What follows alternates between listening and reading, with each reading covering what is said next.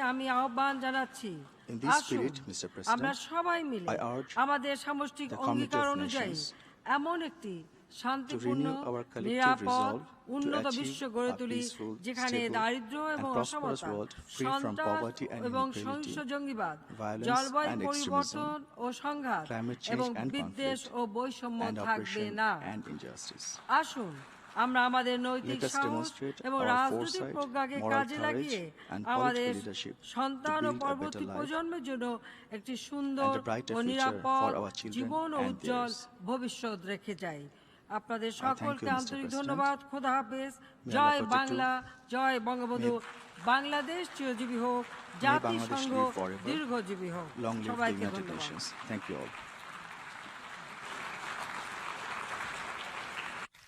On behalf of the General Assembly, I wish to thank the Prime Minister of the People's Republic of Bangladesh for the statement just made, and I request protocol to escort Her Excellency. The Assembly will hear a statement by His Excellency Stefan Löfven, Prime Minister of the Kingdom of Sweden. May I request protocol to escort His Excellency.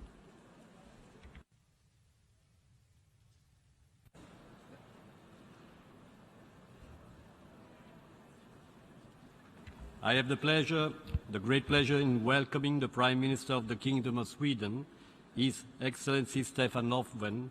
I invite him to address the General Assembly. Mr. President and fellow delegates, ladies and gentlemen, 60 years ago, UN Secretary General Dag Hammarskjöld said these simple words, summarizing our task here today, and I quote, "The United Nations is an expression of our will to find a synthesis between the nation and the world, to serve the world by serving our nation, and to serve our nation by serving our world." We will never forget Dag Hammarskjöld's life, and we welcome a new resolution examining his death. But now, more than ever, we need to ensure that his idea of international solidarity lives on. The current refugee situation is a global crisis, a global responsibility, and now also a global crisis of responsibility. The UN system, all leaders of the world need to come together to ensure that those fleeing from war and repression are treated in a safe, orderly, and dignified way. We should dramatically increase the number of resettlement places, expand legal avenues for migration, and base all our efforts on the principle of non-refoulement and the right to seek asylum. It is also extremely urgent that all countries of the European Union treat the people seeking refuge in the Union in a spirit of humanity, solidarity, and shared responsibility. Sweden will do its share. We are the largest per capita receiver of asylum seekers in Europe, and we are increasing our funding to UNHCR, which is in dire need of more resources. But this is something no country or no continent can tackle alone. It's time for us all to step up and solve this crisis. This is not only our task, it is our duty in serving of our nation and of our world. To solve this crisis, we also need to stop the horrors in Syria. Extrajudicial executions, sexual and gender violence, atrocities that may amount to war crimes and crimes against humanity cannot be tolerated by our international community. Sweden supports the efforts to secure humanitarian assistance for the Syrian people. We stand behind Special Envoy Staffan de Mistura and his proposal to form working groups with Syrian participation to put into operation the Geneva Communique. To support this process, we want to see an international contact group comprising key international and regional actors, and time is of essence.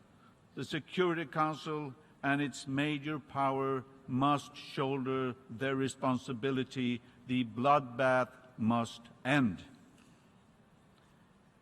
Meanwhile, other conflicts cannot be forgotten. A 7-year-old child in Gaza has already lived through 3 wars. Peace talks need to be resumed so that the State of Israel can live alongside a democratic, coherent, and viable Palestinian state. Sweden has recognized the State of Palestine. We want to see a more equal relationship to pave the way for the 2-state solutions that Israelis, Palestinians, and a broad international community view as the right path to peace. Sweden will also step up its efforts for peacekeeping and crisis management. We are contributing civilian personnel to missions in South Sudan, Afghanistan, Liberia, the Democratic Republic of Congo, and Middle East. And we have sent military personnel for the UN Stabilization Mission in Mali and the International Coalition to Combat ISIL. We stand ready to contribute to future UN missions and are continuing research on developed doctrines and methods for peacekeeping to share within the United Nations. Working to keep peace also means following through on our mutual promises on disarmament, to pursue legal, practical, and technical solutions to fully rid our world of its remaining 16,000 nuclear weapons, to finally destroy what remains of other inhumane arms, such as biological and chemical weapons, to realize the Arms Trade Treaty, and to fight the spread of small arms and light weapons, including ammunition. If we sway from these goals, humanity will suffer for our faults. And if peace is more than absence of war, peace building is more than the direct prevention of military conflict. Lack of resources, rising sea levels, and natural disasters have already wreaked havoc for women and men living in vulnerable states. Climate change can work as a conflict multiplier, threatening peace as well as our chances of achieving all of our sustainable development goals. We need a course of action to create a low-carbon and climate-resilient world economy. We must protect land and ocean ecosystems. This is not a choice. It is a necessity for our survival. So the world must reach a fair, ambitious, and legally binding agreement in Paris in December, which over time keeps the global temperature, the heating, as far as possible below 2 degrees Celsius. Sweden will play its part, becoming one of the first fossil-free welfare nations in the world and having no net emissions of greenhouse gases by 2050. We will be strong financial supporters of the Green Climate Fund and international climate action to support adaptation and transfer of technology on a global scale. The coming decade will also see major investments in the schooling, higher education, and professional training of our young. We need fair and equal societies where the just contributions from those who have finance the giving of knowledge and power to those who have not. This is a foundation for peace that is too precious to neglect. And this is also, dear friends, connected to the potential of gender equality. The barring of women from power and public debate, from work and education, from their human right to decide over themselves, including their bodies, reproduction, and sexuality, all this is a global disgrace. It is time to once and for all get rid of structures that discriminate against and belittle people on whatever grounds. It is time to fully realize UN Security Council Resolution 1325, granting women their crucial role in peace and state building. It is time to see sexual violence as one of the most destructive weapons of all, and to fight it with all the force of the international community. And new times also demand new mindset. As several leaders of island countries have told me, we're not a small island nation. We are a large ocean state. To fully grasp the potential of the new world economy, we need to remove old colonial prejudice and false conceptions of large and small, north and south, east and west. We should welcome and enhance the transformation and expansion of the global economy through free and fair trade and create a global deal for decent work, while working also to free about 160 million child laborers and also end modern slavery. Sweden is taking concrete measures to maintain political support at the highest level of our common Agenda 2030, and we will continue to allocate 1% of our gross national income to official development assistance. For me, words that are not followed by actions are not worth being spoken. But the challenges for the international community also show the dire need for a strengthened and reformed United Nations. Sweden contributes resources, but we also want to contribute reforms.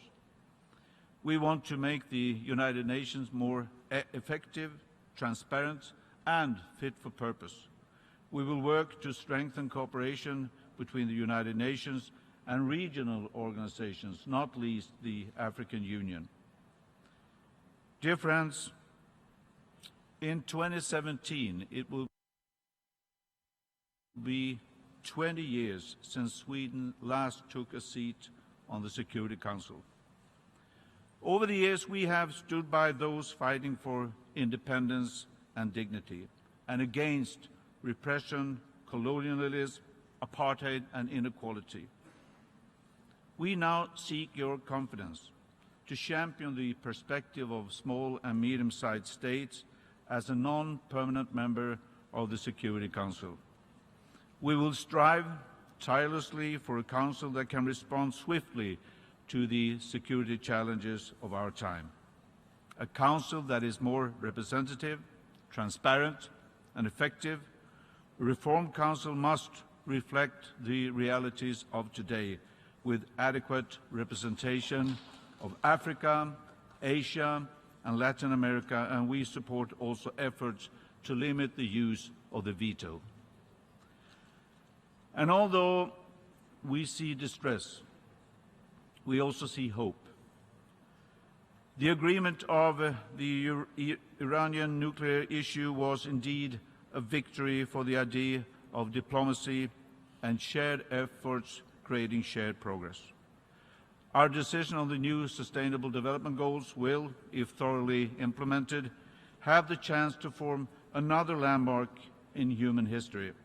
And the upcoming climate summit in Paris will give us the opportunity to act late, but hopefully not too late. Sweden is fully committed to these tasks. We believe that international solidarity is the first and foremost foundation for our shared peace and prosperity. International cooperation is the only way to transform this solidarity into substantial change. 2015 must be the essential milestone for global development and for future generations. So let's create that milestone, friends, serving our nations, serving our world. Thank you for listening.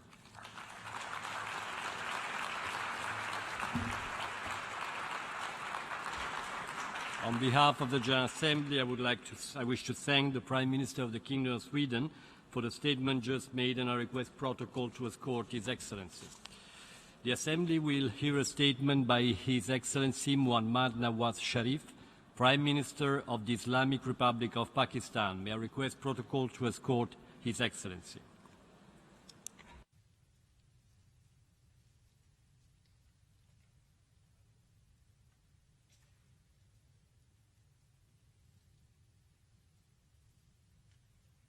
I have great pleasure in welcoming the Prime Minister of the Islamic Republic of Pakistan, His Excellency Muhammad Nawaz Sharif. I invite him to address the General Assembly.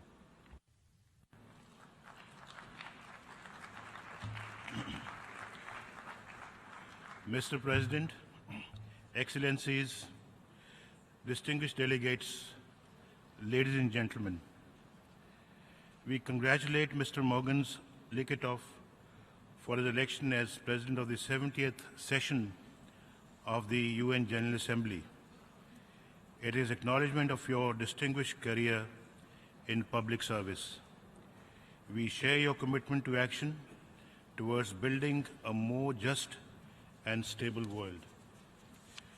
We also pay tribute to Mr. Sam Kutesa for his able stewardship of the 69th session.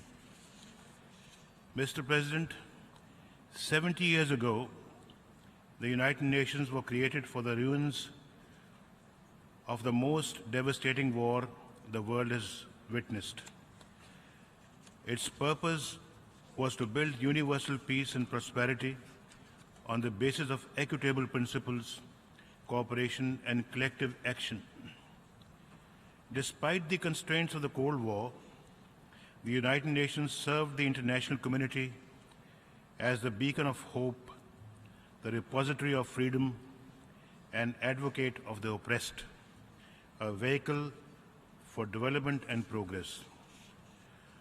But we, the peoples of the United Nations, have not succeeded in beating our arms into plowshares or promoting universal prosperity and larger freedoms. Confrontation has returned between major powers at a time when many parts of the world are in turmoil. Terrorism is spreading. Poverty and deprivation have yet to be overcome. Gross violations of human rights are rampant. We are witnessing human dislocation, refugees and forced migrants on a scale not witnessed for over half a century. Our very existence is threatened by the wanton damage done to our planet's life-sustaining systems. Yet, Mr. President, this is also a moment of opportunity. Today, our interdependent world possesses the financial, scientific, and organizational capabilities to address these diverse and interrelated challenges that pose a common threat to all member states. At the historic summit over the weekend, we have collectively committed ourselves to achieve 17 Sustainable Development Goals to promote equitable and inclusive development for all our peoples.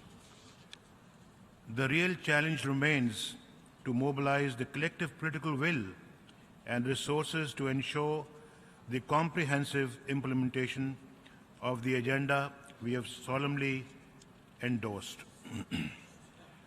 Pakistan has already initiated action on national goals to promote the post-2015 development agenda. We are also creating a robust mechanism for the monitoring and implementation of these goals and targets. Mr. President, later this year in Paris, we will need to respond with common but differentiated responsibility to the threat posed by climate change. Partisan interests must not stand in the way of an ambitious and collective commitment to halt and reverse the damage done to our planet. Mr. President, on the 70th anniversary of the UN, we should strive to adapt this world organization so as to respond effectively to the current and emerging challenges that confront us all. Pakistan supports a comprehensive reform of the United Nations, including that of the Security Council. We need a Security Council that is more democratic, representative, accountable, and transparent. A council that reflects the interest of all member states in accordance with the principle of sovereign equality, not a council which is an expanded club of the powerful and privileged. Mr. President, peacekeeping has been one of the key responsibilities of the United Nations. Pakistan is proud of its historic and current role as a major troop contributor. We regard it as our obligation to uphold international peace and security. Mr. President, Pakistan is a primary victim of terrorism. We have lost thousands of lives, including civilians and soldiers, to terrorist violence. The blood that has been shed, including that of our innocent children, has reinforced our resolve to eliminate this scourge from our society. We will fight terrorism in all its forms and manifestations, irrespective of who their sponsors are. Our Operation Zarb-e-Azb is the largest anti-terrorism campaign against terrorists anywhere, involving over 180,000 of our security forces. It has made substantial progress in cleansing our country of all terrorists and will conclude only when our objective has been accomplished. This operation is complemented by an all-inclusive national action plan. It encompasses police and security actions, political and legal measures, and social and economic policy packages aimed at countering violent extremism.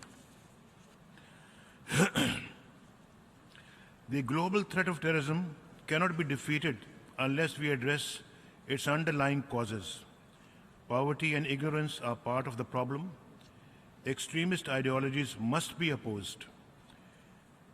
But the narrative of the terrorist also has to be countered through the just resolution of the several instances of oppression and injustice against Muslims in various parts of the world.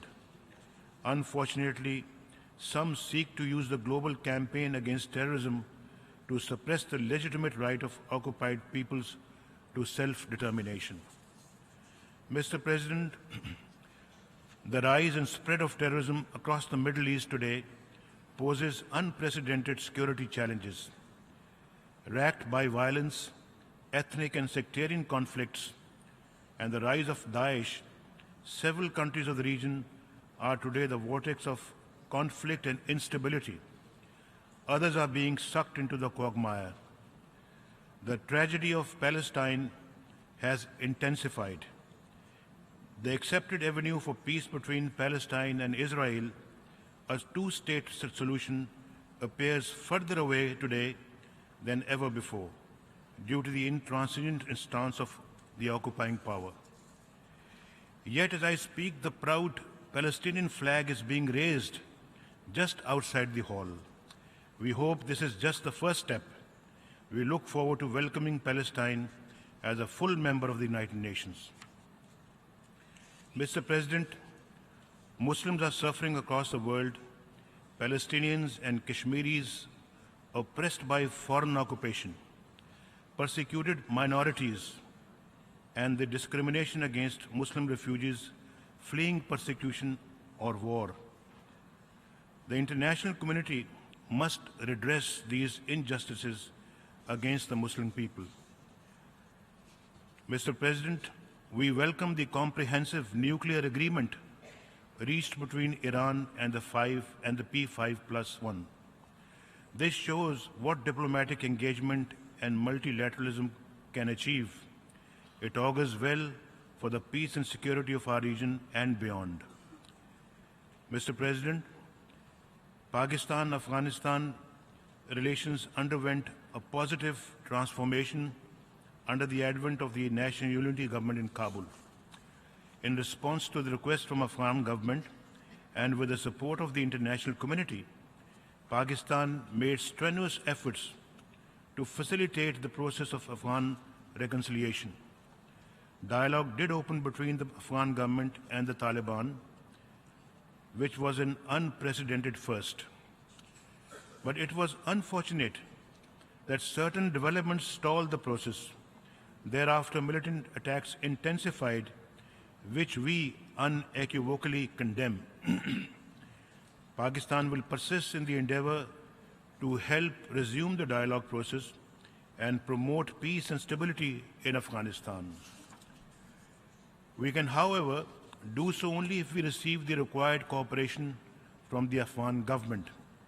Tensions between Afghanistan and Pakistan are in neither country's interests. We are encouraged that the international community, including the major powers, desire continuation of the peace process in Afghanistan. Mr. President, Pakistan greatly appreciates China's proactive role in promoting peace and prosperity in Afghanistan and our region. We welcome China's vision of One Belt, One Road. The China-Pakistan Economic Corridor, announced during President Xi's visit to Pakistan earlier this year, will spur regional economic integration and bring prosperity to the entire region and beyond. This is an inspiring model of South-South cooperation that should be emulated. We also welcome Russia's greater focus on Asian cooperation.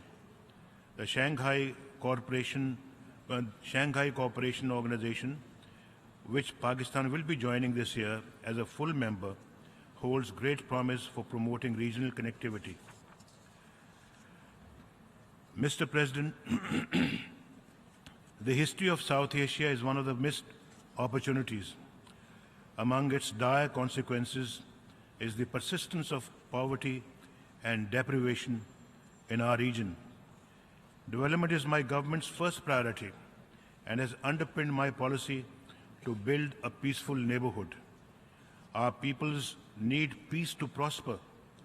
Peace can be achieved through dialogue, not disengagement. In 1997, when the composite dialogue was launched with India, our two countries agreed that this would encompass two principal items: Kashmir and peace and security, along with 6 other issues, including terrorism. The primacy and urgency of addressing these two issues is even more compelling today. Consultations with Kashmiris, who are an integral part of the dispute, are essential to evolving a peaceful solution. Since 1947, the Kashmir dispute has remained unresolved. United Nations Security Council resolutions have remained unimplemented. 3 generations of Kashmiris have only seen broken promises and brutal oppression. Over 100,000 have died in their struggle for self-determination. This is the most persistent failure of the United Nations. Mr. President, when I assumed office of the Prime Minister of Pakistan in June 2013 for the 3rd time, one of my first priorities was to normalize relations with India. I reached out to the Indian leadership to emphasize that our common enemy was poverty and underdevelopment. Cooperation, not confrontation, should define our relationship. Yet today, ceasefire violations along the line of control and the working boundary are intensifying, causing civilian deaths, including women and children. Wisdom dictates that our immediate neighbor refrains from fomenting instability in Pakistan. The two countries should address and resolve the causes of tension and take all possible measures to avert further escalation. That is why I want to use the opportunity today to propose a new peace initiative with India, starting with measures that are the simplest to implement. 1. We propose that Pakistan and India formalize and respect the 2003 understanding for a complete ceasefire on the line of control in Kashmir. For this purpose, we call for UNMOGIP's expansion to monitor the observance of the ceasefire. 2. We propose that Pakistan and India reaffirm that they will not resort to the use or the threat of use of force under any circumstances. This is a central element of the UN Charter. 3. Steps must be taken to demilitarize Kashmir. 4. Agree to an unconditional mutual withdrawal from Siachen Glacier, the world's highest battleground. And easing of threat perceptions through such peace efforts will make it possible for Pakistan and India to agree on a broad range of measures to address the peril posed by offensive and advanced weapons systems. Pakistan neither wants to, nor is it engaged in, an arms race in South Asia. We cannot, however, remain oblivious to the evolving security dynamics and arms buildup in our region, which obliges us to take essential steps to maintain our security. As a responsible nuclear weapon state, Pakistan will continue to support the objectives of nuclear disarmament and non-proliferation. We have maintained the highest standards of nuclear security and have established an effective regime to ensure the safety and security of our nuclear facilities and stocks. South Asia needs strategic stability, and this requires serious dialogue to achieve nuclear restraint, conventional balance, and conflict resolution. Finally, Mr. President, we look forward to playing our part to build a brighter era of peace and prosperity in South Asia. We owe it to our people and to succeeding generations. I thank you, Mr. President.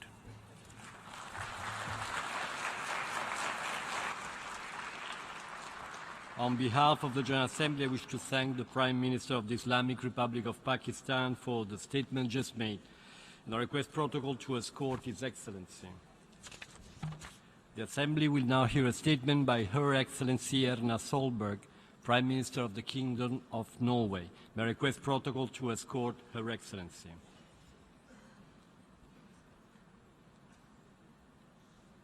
I have great pleasure in welcoming the Prime Minister of the Kingdom of Norway, Her Excellency Erna Solberg. I invite her to address the General Assembly. President, Excellencies, ladies and gentlemen, the UN is now 70 years old. At the start of the meeting in San Francisco when the UN Charter was drafted, President Truman said, "You, members of this conference, are to be architects of the better world. In your hands rests our future." And he was right. The UN Charter has served humanity well for 70 years. Despite many challenges, there have been important milestones: decolonization, the establishment of the universal human rights, the Millennium Development Goals, as well as reduction in number of interstate wars. Unfortunately, we are celebrating these 70 years. As we are doing that, the forces of disorder, discrimination, violence, and disruption are on the rise again. International law, universal norms, and human rights are being violated by states and non-state actors alike. One of the consequences is the massive refugee crisis that we are seeing, with 60 million refugees and displaced people. All states benefit from a global legal order where rights prevails over might. One of the most important rules of the New World Order created in 1945 is the respect for internationally recognized borders. This basic principle has been blatantly violated in Europe during the last couple of years, and Europe's security landscape has been changed. We must return to a situation where all states abide by their obligation under international law. Mr. President, the four most serious humanitarian crises in the world are in fact political crises. Power-hungry politicians, armed groups and military leaders have ignored the plight of their people in countries concerned: South Sudan, Yemen, Syria, and Iraq. When state authorities ignore rule of law and fail to live up to their human rights obligation, the result is often conflict and chaos. The regional and global consequences of these crises are far-reaching.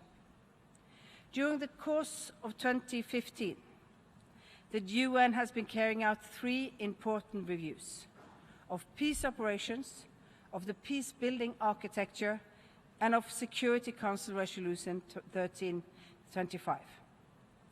These reviews will be important tools for improving our work on peace, security, human rights, mediation and conflict prevention. We must ensure that the UN has the funding and the political backing to prevent political exclusion and poor governance.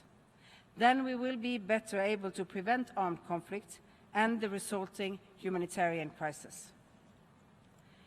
The permanent members of the Security Council have a particular responsibility. Norway urges all states to join the proposed Code of Conduct to enable the Security Council to act decisively against mass atrocities. We support the French initiative to suspend the use of veto in such situations. We will also step up our efforts to support UN's peacekeeping and the UN's capacity to prevent conflict. The flow of arms to conflict areas and the lack of protection of civilians further increases the human suffering. The Arms Trade Treaty, with its humanitarian goals, gives us an important tool to address these problems. The UN Secretary-General has called on all parties to conflicts to refrain from using explosive weapons with wide area effects in populated areas. We support this call. At the Oslo Conference on Safe Schools, we endorsed the guidelines for protecting schools and universities from military use during armed conflict. 49 countries have already endorsed the Safe Schools Declaration. They have committed themselves to protecting education from attack in conflict situations, and we urge other countries to come on board. Mr. President, we see progress in Iraq, and we have hope for South Sudan. Norway is committed to supporting the transitional agreements to help South Sudan out of its self-destructing conflict. The crisis in Syria started with peaceful protests calling for freedom. These were met with a violent crackdown. Upholding human rights is one of the fundamental obligations of any government. The exodus from Syria today is a direct consequence of the violence unleashed by the government. The conflict in Syria has also allowed extreme terror groups like ISIL to gain foothold.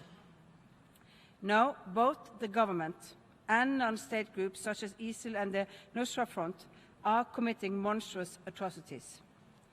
The spread of these extreme groups need to be stopped. Norway will adhere to global norms in its response to the crisis.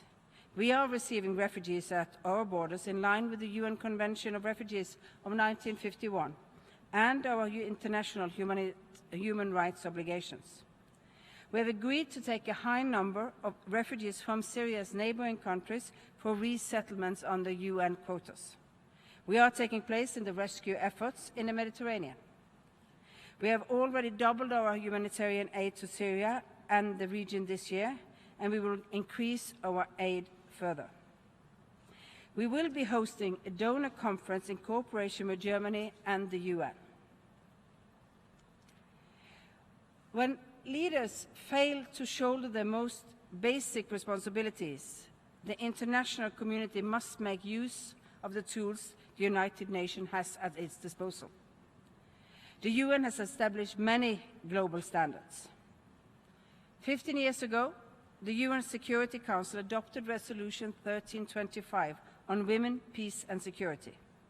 It was a landmark resolution, but its implementation is taking too long. In several war-ravaged towns in Syria, groups of women are calling for ceasefire and evacuation. They do this at a great personal risk.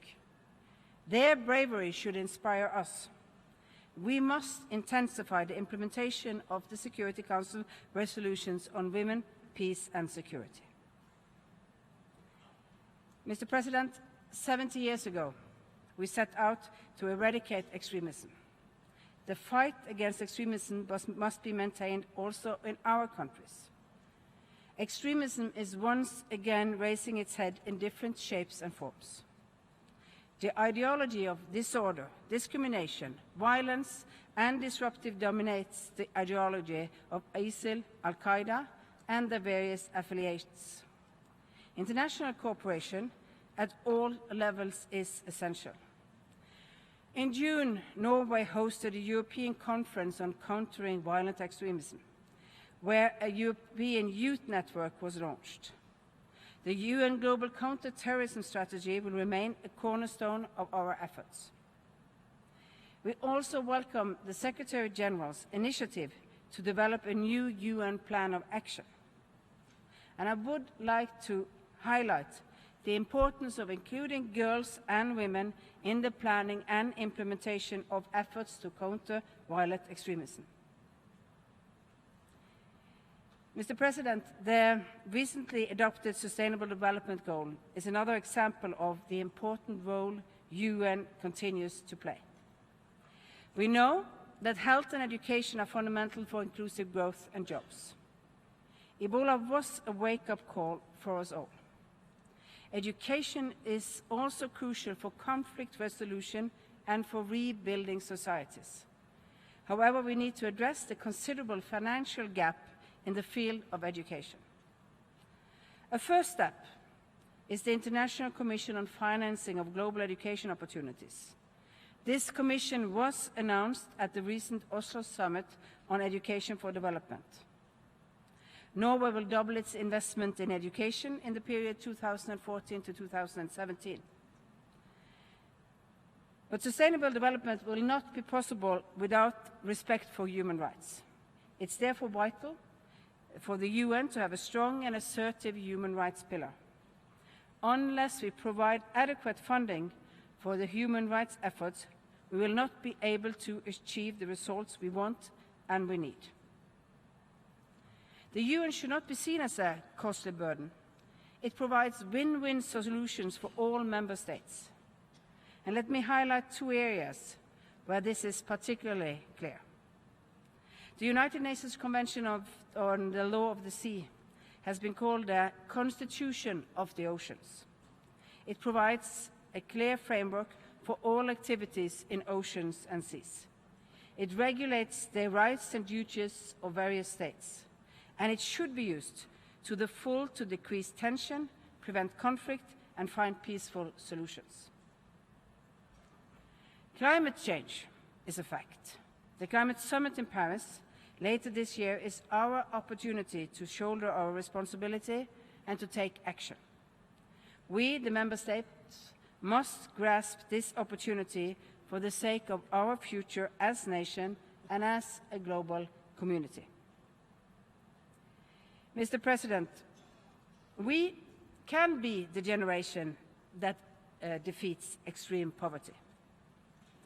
We can be the generation that prevents political crisis from becoming humanitarian crisis. We are already the first generation to experience human-made climate change. Let us also be the generation that halts climate change.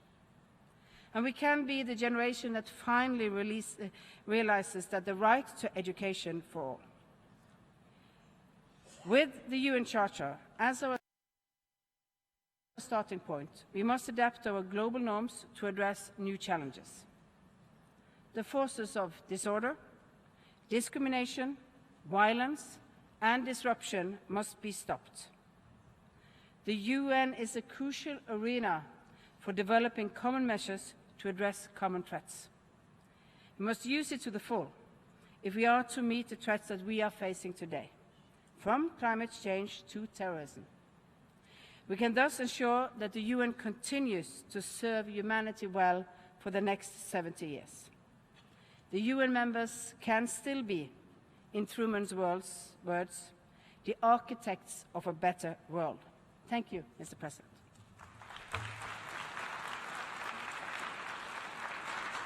On behalf of the General Assembly, I wish to thank the Prime Minister of the Kingdom of Norway for the statement just made, and I request protocol to escort Her Excellency.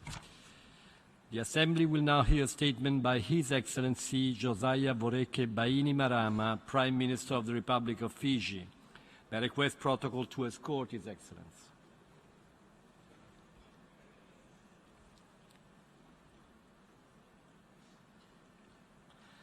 I have great pleasure in welcoming the Prime Minister of the Republic of Fiji, His Excellency Josiah Voreke Bainimarama. I invite him to address the General Assembly.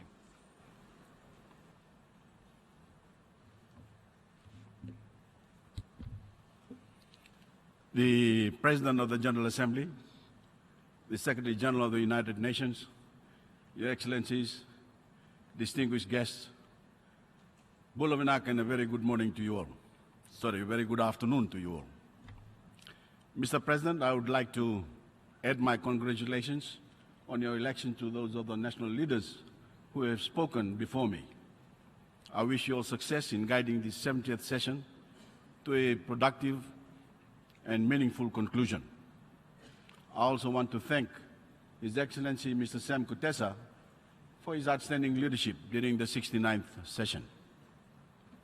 Mr. President, last year I spoke before this Assembly on the heels of an election victory in Fiji. I said that Fiji was now a fairer, more just, and compassionate society, and that we would accelerate our efforts to alleviate poverty thanks to a rapidly strengthening economy. I'm proud to assure you today that our democracy is working, our economy is growing, and we are gradually lifting more people out of poverty every day. It is not an experiment, Mr. President.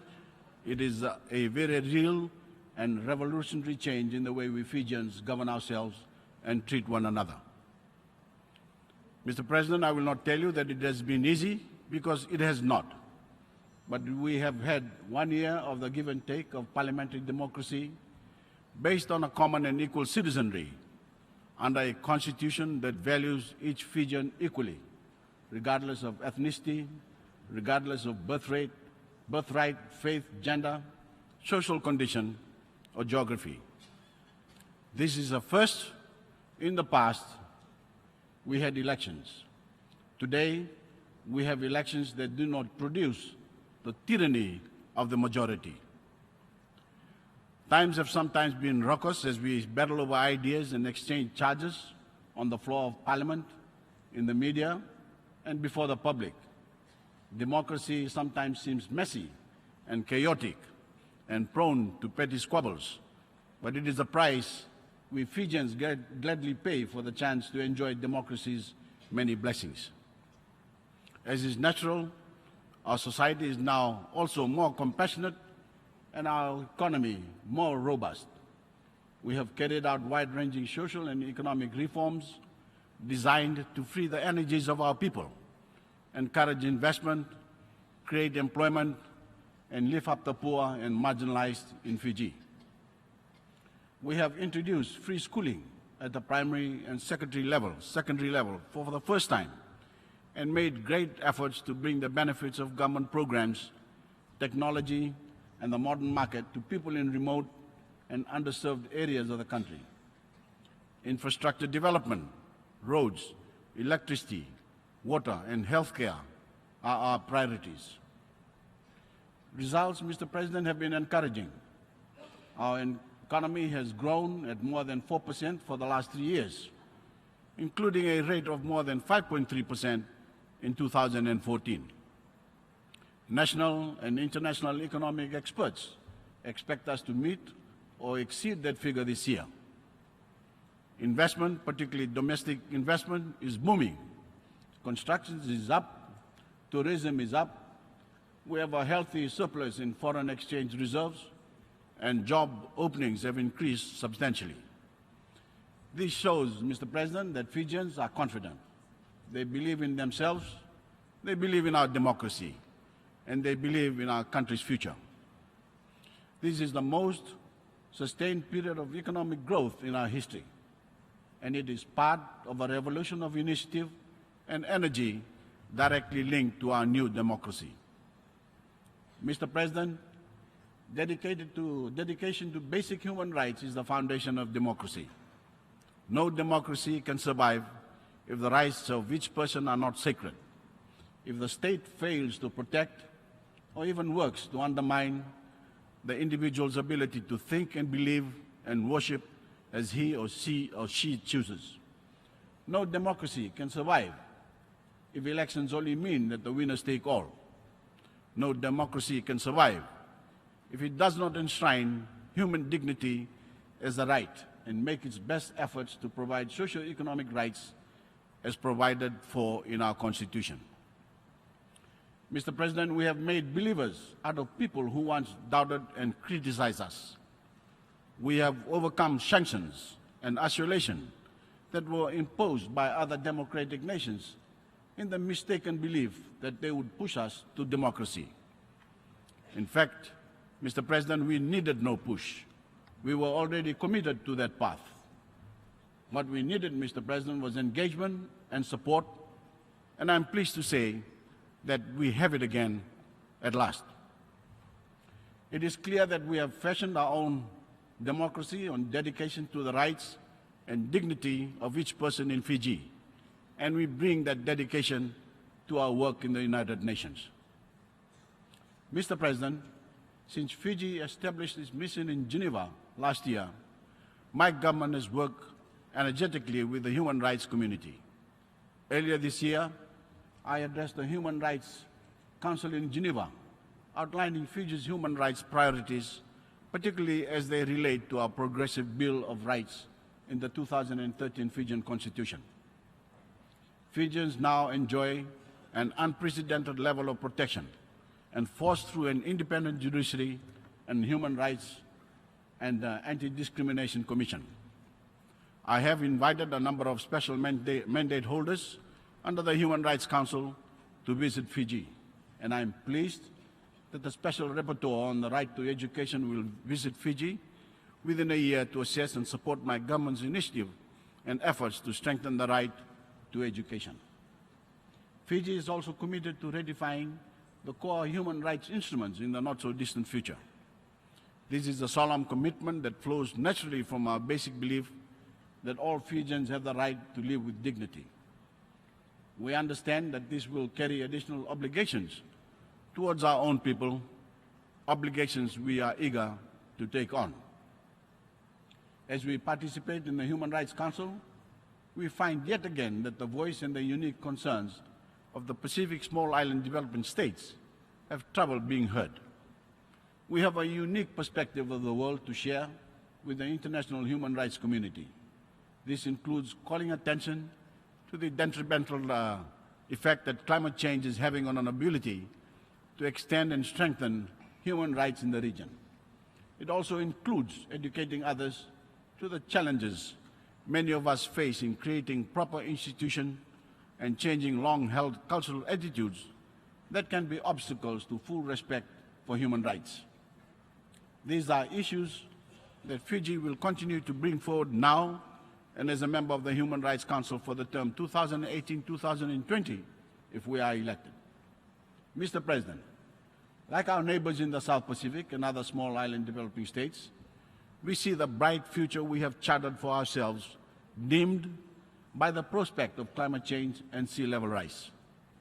Fiji has been outspoken in insisting that all nations do their duty to reduce carbon emissions and control the production of greenhouse gases.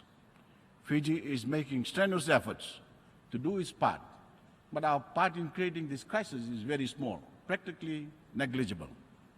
The major developed nations, and I must say it, the major developing nations as well, must do more. It is simply not acceptable for advanced economies to build a high standard of living on the degradation of the earth and the seas. And it is also not acceptable for major nations that are industrializing to assert that they need to degrade the earth, the air, and the seas in order to build their economies, just as the advanced countries did years ago. The emergency is now. The solution must be now. The time for excuses is over.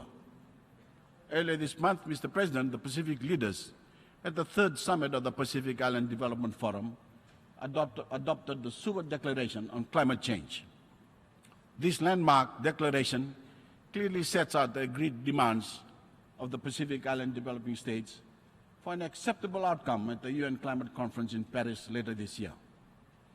The Seward Declaration calls for the 2015 Climate Change Agreement to limit global average temperature increases to less than 1.5 degrees centigrade above pre-industrialized levels. It calls for the Paris Agreement to be legally binding on all parties and for it to recognize loss and damage as a standalone element. We also call for the climate change adaptation measures to be 100% grant financed. The choices we face may be politically difficult in the short run, but the consequences we are already seeing, environmental degradation, unbearable heat, drought, powerful tropical storms, and unpredictable weather patterns are simply unacceptable. Mr. President, we are elected as leaders, and as leaders must be able to explain these consequences to their people and convince them to make the necessary short-term sacrifices for everyone's benefit. These consequences are real for Fiji and its neighbors. We have plans to move 45 villages to higher ground, and we have already started. And we have committed to resettle people from other low-lying South Pacific Island states that face the prospect of being swallowed up by the rising ocean and falling inexorably to oblivion. Should that happen, Mr. President, the people of those island states would be refugees as desperate and lost as the hundreds of thousands fleeing conflict in Syria and Iraq. It is very real, and it is happening now, and it is time, Mr. President, to shed our indifference. Mr. President, Fiji particularly welcomes the establishment of Sustainable Development Goal on the conservation and sustainable management of oceans and seas. Our destiny is shaped by the ocean in which we are set, but we also welcome it as citizens of this earth because the health of the oceans and seas is vital for everyone.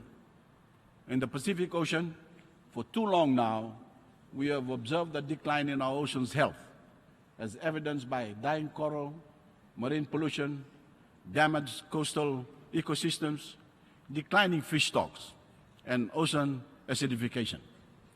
Those of us who are old enough to remember our ocean in much healthier times must do more than lament that our grandchildren may never see the ocean as it was created. We must do all we can to make sure that they know the ocean as it was when our forebears bequeathed it to us. As a founding member of the UN's Group of Friends in Oceans and Seas, Fiji has been working to establish a high-level global platform to ensure that we meet SDG 14. I am proud to say that we have found a strong ally in the government of Sweden to establish the triennial UN Conference on Oceans and Seas, with 5 international conferences spanning the 15 years of the 2030 Sustainable Development Goal. These will be conferences for action, not talk. Governments, international organizations, scientists, business leaders, and others will gather at the 5 conferences to assess progress and hold all participants accountable for meeting targets. We will host a triennial conference in Fiji in June 2017, and all those dedicated to the integrity of implementation of the ocean's goals will be welcome. Mr. President, we Fijians do not ask others to do what we are unwilling to do. We are a nation that stands up. We stand up for peace. We stand up for our neighbors. And we stand up for the environment. And so we held our first National Green Growth Summit in Fiji only a couple of months before I appeared before you last year. In that short time, Fiji developed and has begun implementing its own green growth framework, a master plan for an economic model that is more holistic, integrated, inclusive, and above all, sustainable. Our framework links economic growth and environmental protection and builds an economy that grows in a more intelligent way and nurtures the interests of all our citizens. No project will proceed if it is not sustainable or if it jeopardizes our natural resources in any way. We hold our resources in trust for future generations, and we will not squander them for short-term economic gain. We will continue to grow and develop and modernize, but we will embrace a future in which our forests, our mangroves, our coral reefs, and our marine life thrive. Mr. President, if everyone does the same with their part of the world, large or small, we may have a chance to save this planet. Mr. President, I believe that Fiji's commitment to the United Nations as an institution and to the work of the United Nations is second to none. Our contributions to worldwide peacekeeping are a matter of national pride, honor, and commitment. Today, Fijian military, police, and correctional officers are actively engaged in UN peacekeeping missions in Iraq, in the Golan Heights, in Lebanon, Darfur, and South Sudan, as well as in the multinational forces observers in Sinai. We are also proud to now be serving in the United Nations Truth Supervision Organizations headquartered in Jerusalem. This national mission of ours, Mr. President, to work with other nations to bring peace to the world, has become a part of our national identity. It involves great sacrifice on the part of many Fijian families, and of course, it is dangerous work that has resulted in tragic loss of lives. But I bring to you today the solemn will of the Fijian people to continue to serve the cause of peace through the United Nations wherever the UN is called to heal the wounds of strife and war. Mr. President, Fiji has been a member of the United Nations since independence in October 1970. Since that time, Fiji's leaders have attended the General Assembly every year to play our part in this great global gathering. Every year, we have been wisely guided by a President of the General Assembly, hailing from one of our fellow member states, but never by a President from the Pacific Islands development states.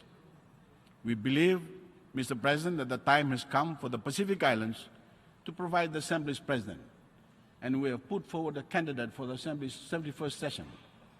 Our candidate, duly submitted to the Asia-Pacific Group, is currently Fiji's permanent representative to the United Nations, Ambassador Peter Thompson. He is a seasoned diplomat who has demonstrated extraordinary leadership in service to the United Nations. Fiji looks to the friends of the Pacific Islands here at the United Nations to give their support to our candidate for the President of the Assembly's 71st session. Mr. President, Fiji commits fully to the work of the United Nations during your stewardship of the 70th session of the General Assembly. I pledge to you our full support and cooperation as you carry out the responsibilities that lie before you. This body holds the promise of elevating human beings from poverty and degradation to health and hope, from conflict and fear to peace, and from an effort to tame our environment to a commitment to live in harmony with it. Fiji will be with you this year, and we will be with our fellow nations until we realize that promise. And I thank you.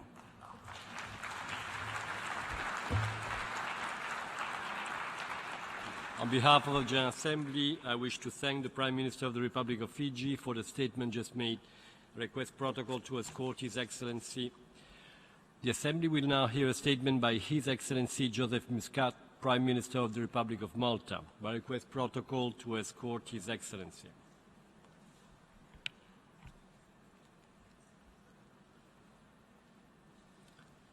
I have great pleasure in welcoming the Prime Minister of the Republic of Malta, His Excellency Joseph Muscat. I invite him to address the General Assembly. President, Secretary General, distinguished guests. As we all know, this year constitutes a landmark year for our organization as we celebrate its 70th anniversary. The organization's founding fathers wanted to turn the ashes of World War II into a new order that would secure peace, advance global prosperity, alleviate poverty, and promote human rights worldwide.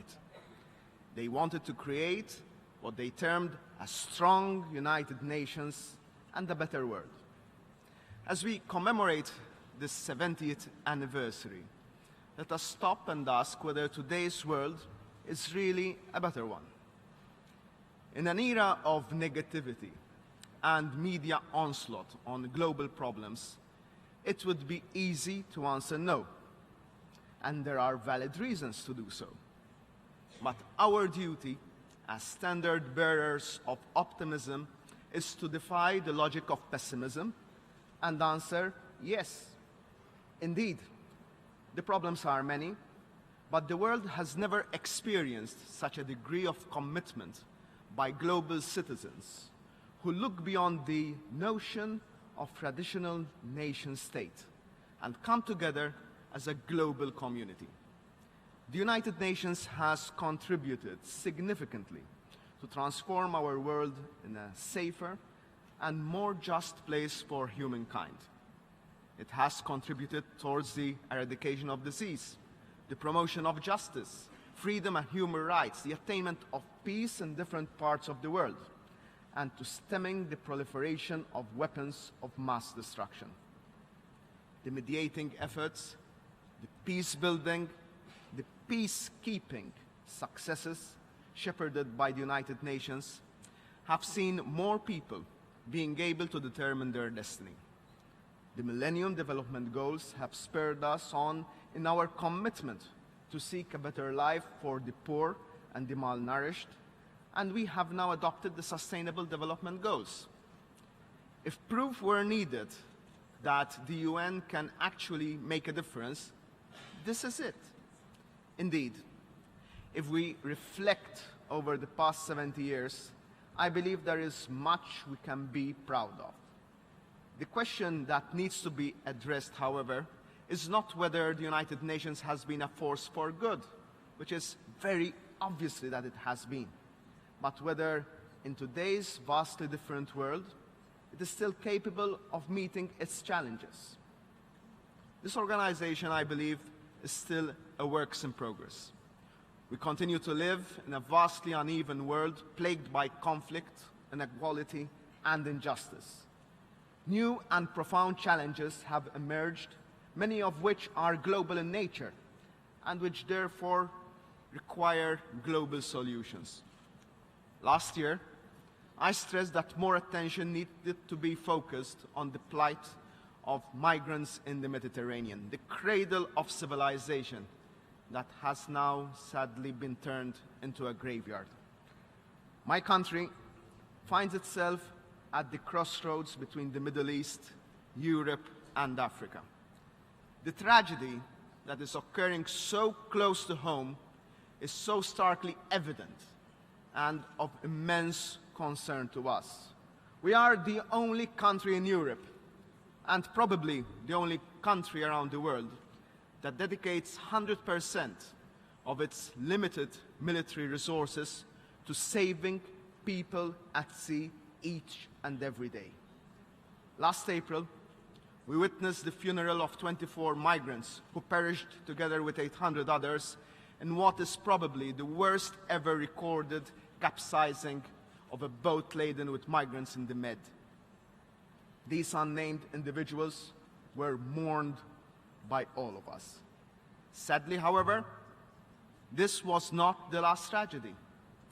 And while many have been rescued to the concerted efforts by European countries, several thousand others have continued to lose their lives on this perilous journey, a journey which they are sometimes forced to take at gunpoint by unscrupulous people smugglers.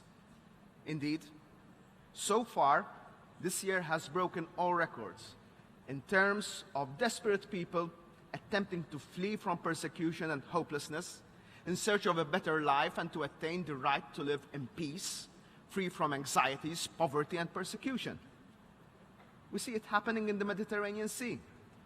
Now we see it happening across the Balkans. This proves that this is not a Mediterranean problem. This is not a European problem. It is a global phenomenon that needs global responses. Malta has been highlighting this situation for years and years now at this Assembly. In November, we will host a summit bringing together the leaders of the European Union and key African nations.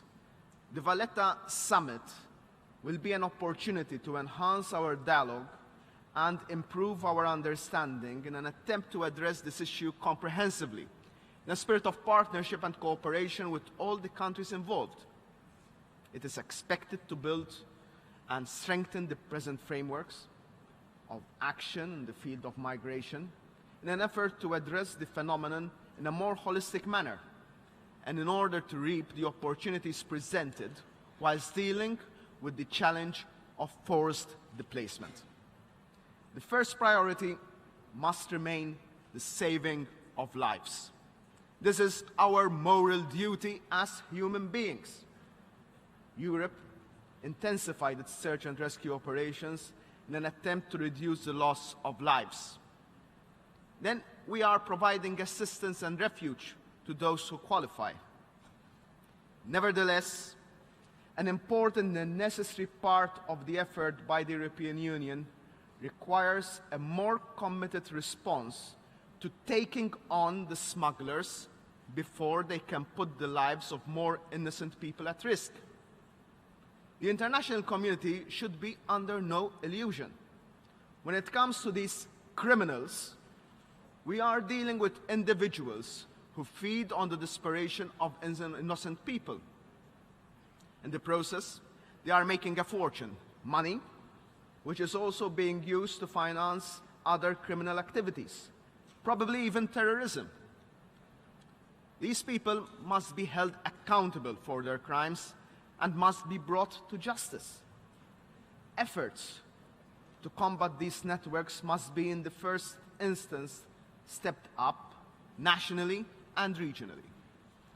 Closer cooperation is essential, and most of all amongst the countries of origin, countries of transit and destination, including through better intelligence sharing and through joint criminal investigations. Improved implementation of national enforcement policies and stronger penalties to punish smugglers are also essential measures to effectively addressing this challenge. We have to continue doing our best to give shelter to those fleeing from war and those who qualify for asylum. But it must also be clear that a free-for-all policy is not on the table. People who do not qualify for asylum should be returned. Safe countries of origin, which do not help in return, should face sanctions. Those which collaborate should be rewarded with further aid and access to markets. Nevertheless, tackling the root causes of migration is the only real long-term solution. There are several causes. Starting with development, 2015 is a pivotal year for the global sustainable development and poverty eradication. Through the adoption of the Addis Ababa outcome for financing of development agreed to in July, as well as the post-2015 development agenda, which we have just welcomed a few days ago, we are called upon to respond in a transformative manner to the fundamental challenges facing the world today: eradicating poverty, achieving inclusive and sustainable development for the present and future generations, and ensuring the promotion and the protection of all human rights and fundamental values as the basis for peaceful and prosperous societies. However, we should all be starkly aware that this is only the first step of a process that can only be successful if we are truly fully committed to its implementation.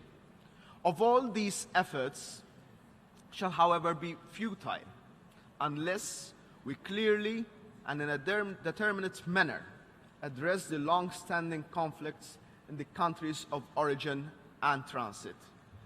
It is not just Malta's problem. It is not just Europe's problem. It is everyone's problem. And the United Nations needs to act as it is morally bound to do so. Yes, we have to tackle the war in Syria, but it is a delusion to think that solving Syria will in itself solve the migration phenomenon.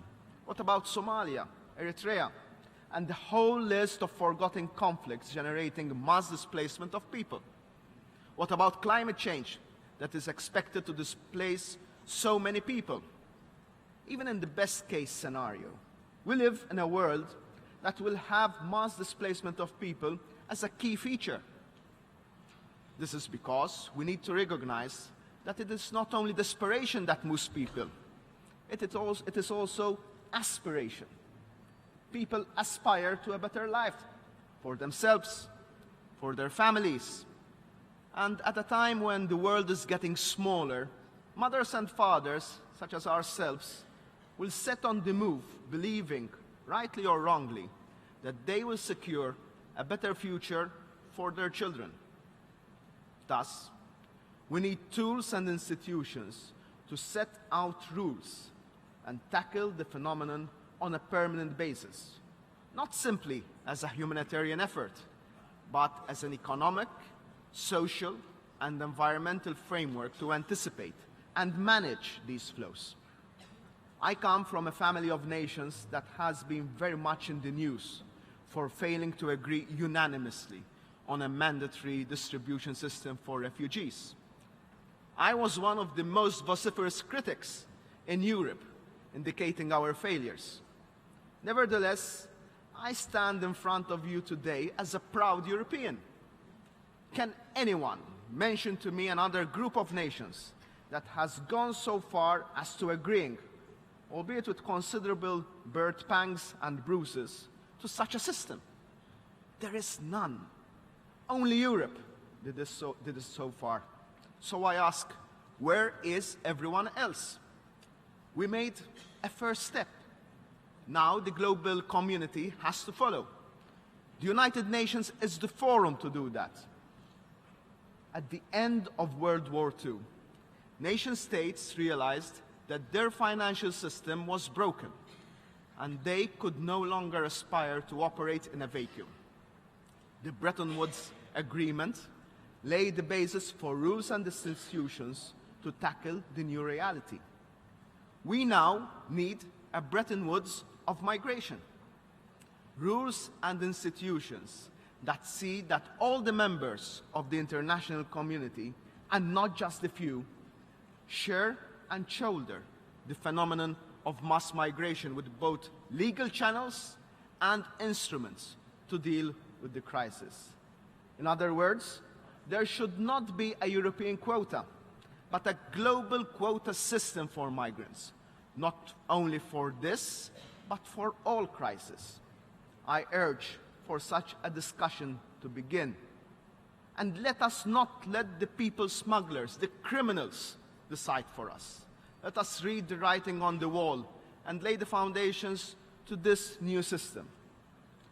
On a related subject, in our immediate neighborhood in the Mediterranean, the escalation in Libya proceeded at such a fast pace that the UN responded by taking the leading role to resolving the conflict. This conflict is providing all the necessary space for criminals to smuggle people and to take significant control of parts of the country. Malta strongly supports the toiling efforts of the UN to launch a national dialogue for a reconciliation process and the formation of a government of national unity in Libya. Malta recognized and welcomed the initialing of the draft UN-led political agreement signed in Morocco last July. The agreement's initialing was the result of the ongoing UN-facilitated consultations between the various rival Libyan parties. Hopefully, we shall witness an all-inclusive peace agreement. We have to acknowledge the political will and courage demonstrated by those who initialed this draft agreement, which seeks to resolve the Libyans' institutional and security crisis. The major challenge ahead of us, especially Libya's neighboring countries such as ourselves, is to ensure that the implementation of the agreement is put into effect. All Libyan actors in this process must realize that this is their homeland and it needs to be saved. where all hostilities and violent disputes must cease immediately. They must continue to engage actively in an inclusive political dialogue for national reconciliation. And we must be very sincere. If a complete agreement proves elusive again, it is high time that the United Nations and the global community back those people of goodwill on both sides of the divide who are willing to reach an agreement, and do away with those on both sides who are simply wasting their people's future. Mr. President, this is an important year for my country. For the second time in 10 years, we will be hosting very soon the Commonwealth Heads of Government meeting. The summit itself, which has as its guiding theme the Commonwealth adding global value, shall be the culmination of a number of activities and fora, namely the People's Forum, the Youth Forum, the Commonwealth Business Forum, and for the first time, the Women's Forum. In the organization of this event and in the assumption of the chairmanship of the Commonwealth, we plan to examine some issues of common concern, including global political and security challenges, most urgent of which is the unprecedented rise of extremism and radicalization, as well as assessing development concerning the wake of the adoption of the post-2015 agenda and the related financing for development process, with particular attention to practical steps that might be taken by Commonwealth governments to accelerate the implementation of the outcomes of key global processes.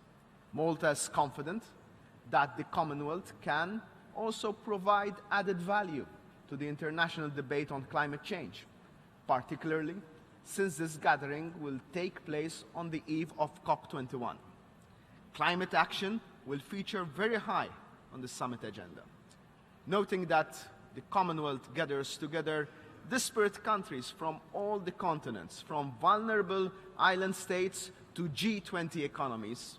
This summit will play an important role in strengthening regional and international cooperation and provide support for a successful outcome of COP21. We now look forward to a successful conclusion to the United Nations Summit on Climate Change in Paris in December, seeking it to reach an ambitious, fair, balanced, and legally binding agreement.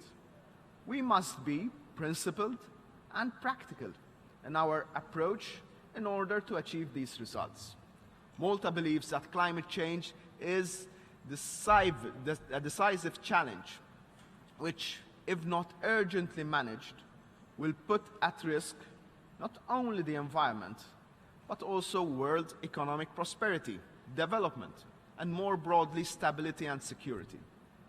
Back in 1988, our former president, the late Vincent Tabone, brought a motion before the United Nations, calling the world's climate to be declared the common heritage of mankind. The impacts of climate change require a global and coordinated response. Malta was the first to alert the international community to the need to address the warnings on human-induced climate change by the scientific community. We now aspire to being one facilitator amongst others in securing an equitable deal. Mr. President, I am of the firm conviction that what binds us together is stronger than what divides us. The challenges we face should unite us, as we need to, indeed we must, face them together. As standard bearers of optimism, we respond to today's great problems with even greater resolve. Malta will play its part. Thank you very much.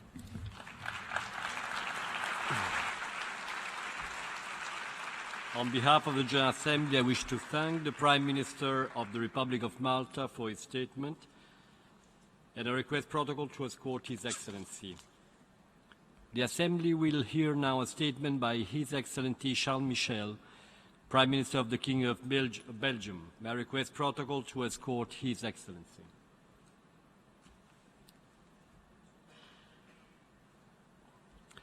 I have great pleasure in welcoming the Prime Minister of the Kingdom of Belgium, His Excellency Charles Michel. I invite him to address the General Assembly. Monsieur le Président, Mesdames et Messieurs les chefs d'État et de gouvernement, Mesdames et Messieurs les chefs de délégation, Monsieur le Président, votre prédécesseur qui a présidé la première Assemblée générale des Nations Unies en 1946 était un de mes compatriotes, Paul-Henri Spaak. En pleine Deuxième Guerre mondiale, il déclarait ceci: nous devons profiter des circonstances exceptionnelles et saisir la chance qui s'offrira pour faire au monde un progrès substantiel. Préserver les générations futures du fléau de la guerre, voilà, très chers collègues, quel était l'objectif des fondateurs il y a 70 années. La Déclaration universelle des droits de l'homme consacre les droits fondamentaux et les valeurs universelles. Tous les êtres humains naissent libres et égaux. La liberté de la pensée, la liberté d'opinion, la liberté d'expression sont intangibles et ce sont les bases d'un monde démocratique où la dignité de chacun, où qu'il se trouve, quelle que soit son origine, quelle que soit sa culture, doit être pleinement respectée. Chers collègues, depuis 1945, le monde a beaucoup changé. Des progrès ont été réalisés. J'ai 40 ans. Les défis auxquels notre génération est confrontée sont multiples, sont complexes et sont de plus en plus interdépendants. Les conflits, la pauvreté, le climat, les migrations. L'agenda 2030 doit donner un nouvel élan et plus de force encore à notre action commune pour le développement. Je vous le disais, j'ai 40 ans et je suis né bien après les indépendances des États africains. Ma conviction, c'est que les destins de l'Europe et de l'Afrique sont intimement liés. Chacun a beaucoup à gagner de la réussite de l'autre, mais aussi beaucoup à perdre de son échec. Je n'ai pas, moi, connu l'époque de la colonisation. Je ne connais que des États africains libres et indépendants.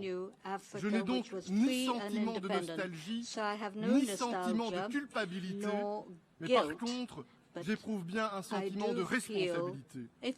Nous devons porter un regard lucide, un regard optimiste sur l'avenir de ce continent auquel mon pays est particulièrement attaché. Nous voulons une relation sincère, franche, d'égal à égal, un partenariat dans lequel chacun est respecté, un partenariat dans lequel personne ne fait la leçon à l'autre. Avec plus d'1 milliard d'habitants, l'Afrique, j'en suis convaincu, est promise à une place de plus en plus importante dans le monde. Nous connaissons le potentiel de ce continent. L'Afrique a du talent, l'Afrique a des ressources, et je pense d'abord à ces jeunes Africains pleins de vitalité, ingénieux, ces jeunes Africains qui veulent prendre leur destin en main. Ils ont en eux cet élan de dignité, cet élan de liberté. Rien, personne ne pourra arrêter cela.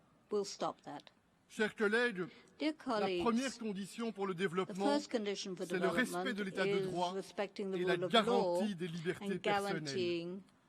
2015, 2016 sont des années électorales en Afrique. Il n'y a pas de démocratie sans légitimité et il n'y a pas de légitimité sans respect des pactes constitutionnels qui unissent les dirigeants et leur peuple. Certains pays ont montré la voie de la sagesse. Je pense au Nigeria, par exemple. Je pense aussi au Sénégal. On ne peut que condamner les tentatives de coup d'État, comme récemment encore au Burkina Faso. Enfin, Nous devons appeler tous les chefs d'État à respecter les cycles électoraux organisés par les pactes constitutionnels. La Charte des Nations Unies consacre la souveraineté de chaque État. Cette souveraineté, c'est d'abord une responsabilité, celle de conduire le pays dans le respect de l'intérêt général, et en aucun cas, la souveraineté ne peut devenir un prétexte pour l'oligarchie. La souveraineté, c'est d'abord un devoir vis-à-vis de son peuple. Ignorer la volonté du peuple, bafouer les libertés, ça ne dure qu'un temps, parce que la soif de liberté et de dignité finit toujours, tôt ou tard, par l'emporter. Au Burundi, nous n'avons pas ménagé nos efforts pour faire respecter la Constitution et les accords d'Arusha. L'entêtement à se maintenir au pouvoir, quel qu'en soit le prix, et une certaine forme d'aveuglement ont gravement perturbé les équilibres. Ce pays, malheureusement, est aujourd'hui confronté à la division, et ce sont les citoyens burundais, dont de nombreux réfugiés, qui en sont les principales victimes. Nous voulons de toutes nos forces We sincerely hope once again to call for a political dialogue between the governments and the opposition under the auspices of the countries of the region within the framework of the East African Community. La République démocratique du Congo est un grand pays au cœur de l'Afrique. Une population jeune, dynamique, des ressources naturelles abondantes, mais dans le même temps, des conflits tragiques dont la population paye le prix fort depuis tellement d'années. Le respect pour l'état de droit et pour les règles constitutionnelles est le seul chemin pour la stabilité. Chacun attend que les responsables politiques de ce pays, à quelques encablures des élections, démontrent que c'est bien l'intérêt supérieur de leur pays et de leur peuple qu'ils portent dans leur cœur. Mesdames et messieurs, mon pays est aussi engagé au Sahel, aussi bien pour la sécurité que pour le développement. La déstabilisation en Libye, l'explosion démographique ou encore les changements climatiques entraînent, nous le savons, as we know, leads to serious difficulties, and we wish to continue to support peacekeeping operations in Niger and Mali. We will continue to support the MINUSMA, as well as ODA. The private initiatives should be encouraged. Economic development must create jobs, must lead to greater income for states. La lutte contre la corruption doit permettre l'essor des investissements. Nous devons aussi encourager les financements innovants pour le développement, comme par exemple l'idée d'une contribution internationale sur les transactions financières. Monsieur le Président, chers collègues, nous sommes tous de plus en plus confrontés à la montée en puissance du terrorisme. Et mon pays n'est pas épargné. Les terroristes veulent détruire les valeurs universelles. Ils choisissent de frapper aveuglément des victimes innocentes. Tous les moyens doivent être mobilisés contre ces nouvelles menaces. Mais l'honneur des démocrates, c'est de combattre les fanatiques dans le respect de l'état de droit. Et nous devons, ça n'est pas simple, veiller en permanence à l'équilibre entre le droit à la sécurité et le respect des libertés individuelles. Nous devons mobiliser le service de sécurité, police, autorités judiciaires. Nous devons aussi peut-être davantage nous appuyer sur les communautés locales, sur les chefs religieux, spirituels, sur la société civile. Depuis 2003, la négociation d'une convention internationale sur le terrorisme est pratiquement au point mort. Je veux ici lancer un appel, donnons un nouvel élan afin de valider au plus vite cette convention internationale et de nous donner ainsi davantage de moyens d'action. Plusieurs l'ont évoqué à cette tribune. Nous devons aussi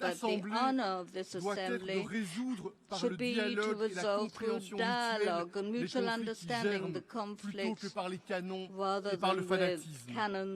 Les accords de paix en Colombie, le processus nucléaire iranien ou encore la reprise des relations diplomatiques avec Cuba montrent que le dialogue et le respect peuvent produire des résultats tangibles.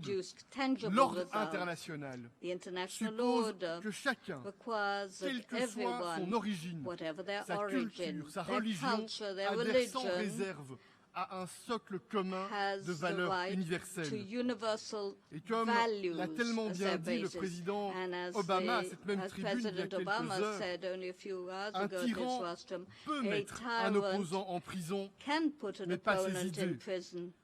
Comme chef de gouvernement, je sais la responsabilité sur les épaules de ceux qui représentent leur peuple. Je sais aussi, comme vous, que le monde est parsemé d'embûches, est parsemé de contradictions, est parsemé de tragédies. Mais le monde, c'est avant tout des femmes et des hommes avec des rêves, avec des espoirs pour eux-mêmes et pour ceux qu'ils aiment. La liberté intangible, l'innovation, l'intelligence, l'ingéniosité, le respect et la tolérance, cela doit être nos meilleures armes pour relever ensemble les défis de ce siècle. Et je conclus avec ces mots de Paul-Henri Spaak, le premier président de cette Assemblée générale, qui déclarait déjà alors entre le monde parfait et un monde meilleur, je choisis le monde meilleur. Nous savons que le monde parfait est impossible. Le monde meilleur, lui, il ne dépend que de nous. Le monde meilleur exige du courage, de la responsabilité et aussi de la solidarité. Et c'est totalement imprégné de cette conviction que je veux ici affirmer l'engagement de mon pays pour un monde meilleur. Je vous remercie.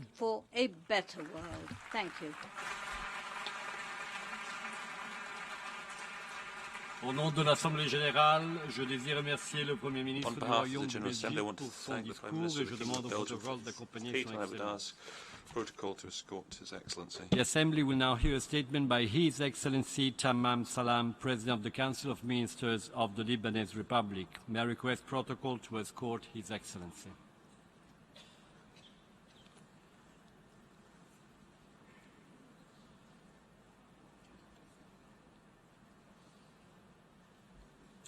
I have the pleasure in welcoming the President of the Council of Ministers of the Lebanese Republic, His Excellency Tamam Salam, and I invite him to address the General Assembly.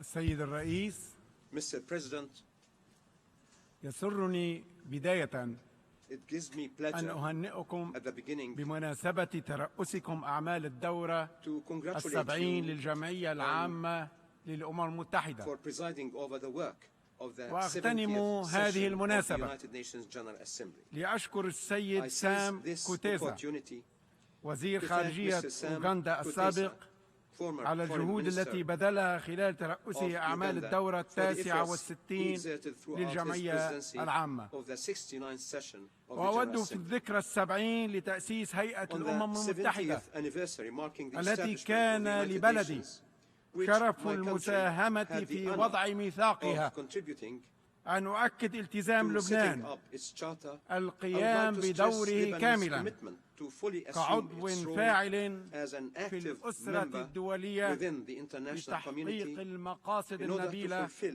the التي noble aims أجمعت عليها that الأمم were unanimously وفي مقدمها approved by حفظ all الأمن nations, والسلام chiefly الدوليين safeguarding وحق international peace and الشعوب security, في the تقرير right of مصيرها peoples to واحترام self-determination, حقوق and the الإنسان respect of human rights والحريات and fundamental الأساسية freedoms لجميع البشر. for all human beings.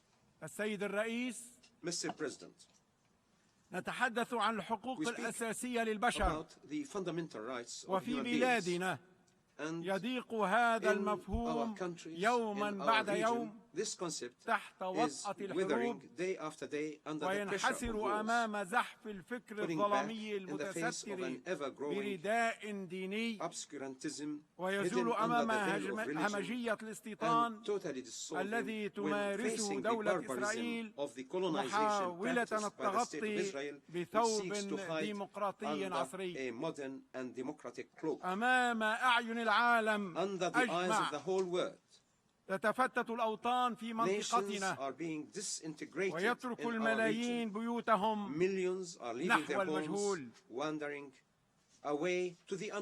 هذا إعلان.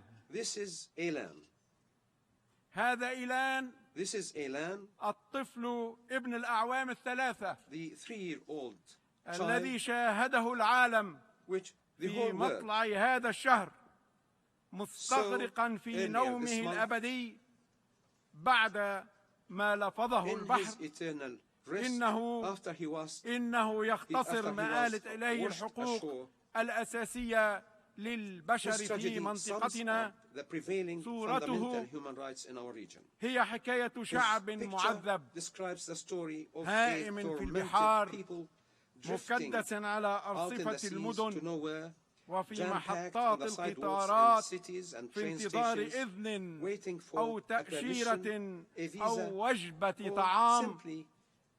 إنها حكاية خرجت من أي إطار سياسي وعسكري وقانوني لتصبح سؤالا كبيرا يتعلق بحاضر الإنسانية ومستقبلها. لقد تابعنا الجهود التي بذلتها دول أوروبية لاستيعاب أعداد إضافية من اللاجئين على أراضيها، وهي جهود تستمد جذورها من إرث ثقافي وحضاري وتجارب مريرة في الحروب وويلاتها. لكننا نرى أن الحل الأفضل للمشكلة والأقل كلفة على سوريا وعلى الدول المجاورة والعالم هو الذهاب مباشرة نحو المأساة ومعالجتها من أصلها.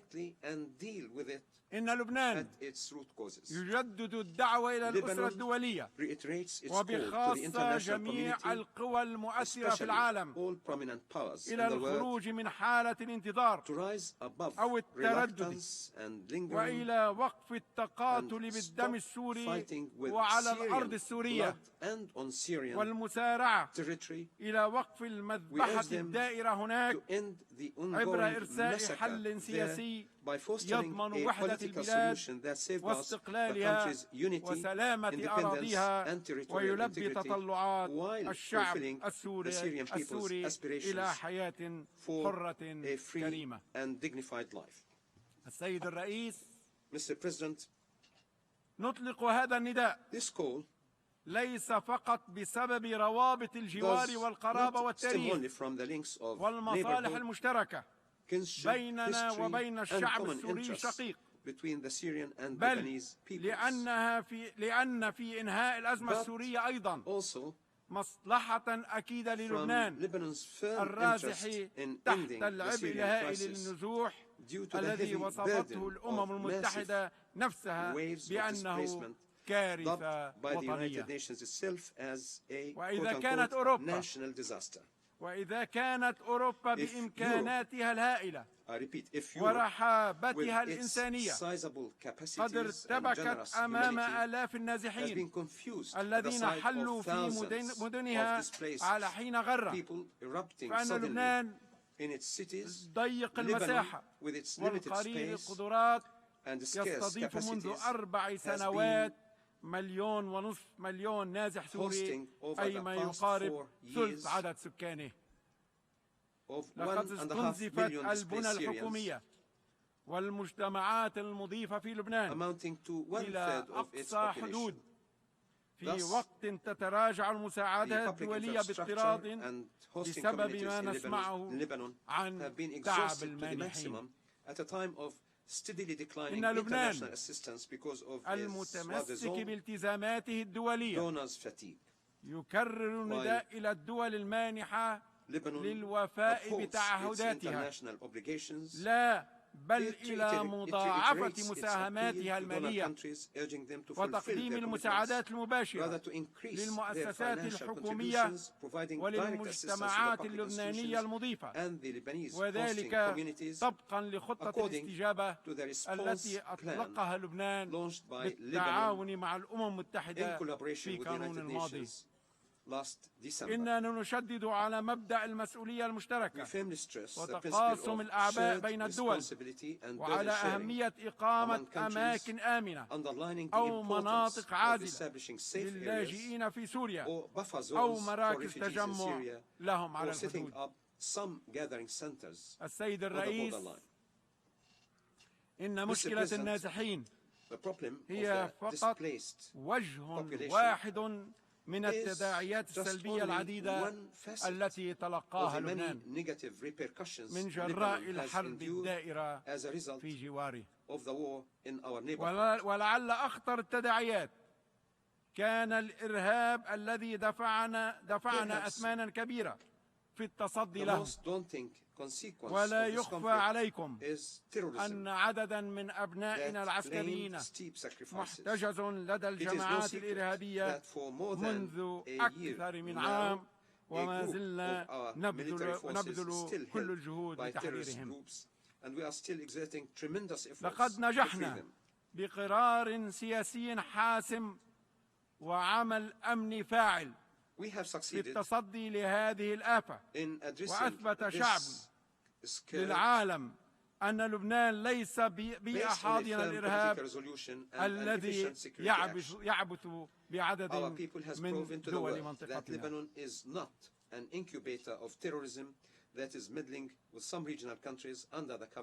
إن المسؤوليات المتزايدة الملقاة على عاتق جيشنا وقوانا الأمنية في المعركة مع الإرهاب زادتنا إصرارا على تعزيز هذه القوات كونها الركيزة الأساسية للأمن والاستقرار والسلم الأهلي في البلاد.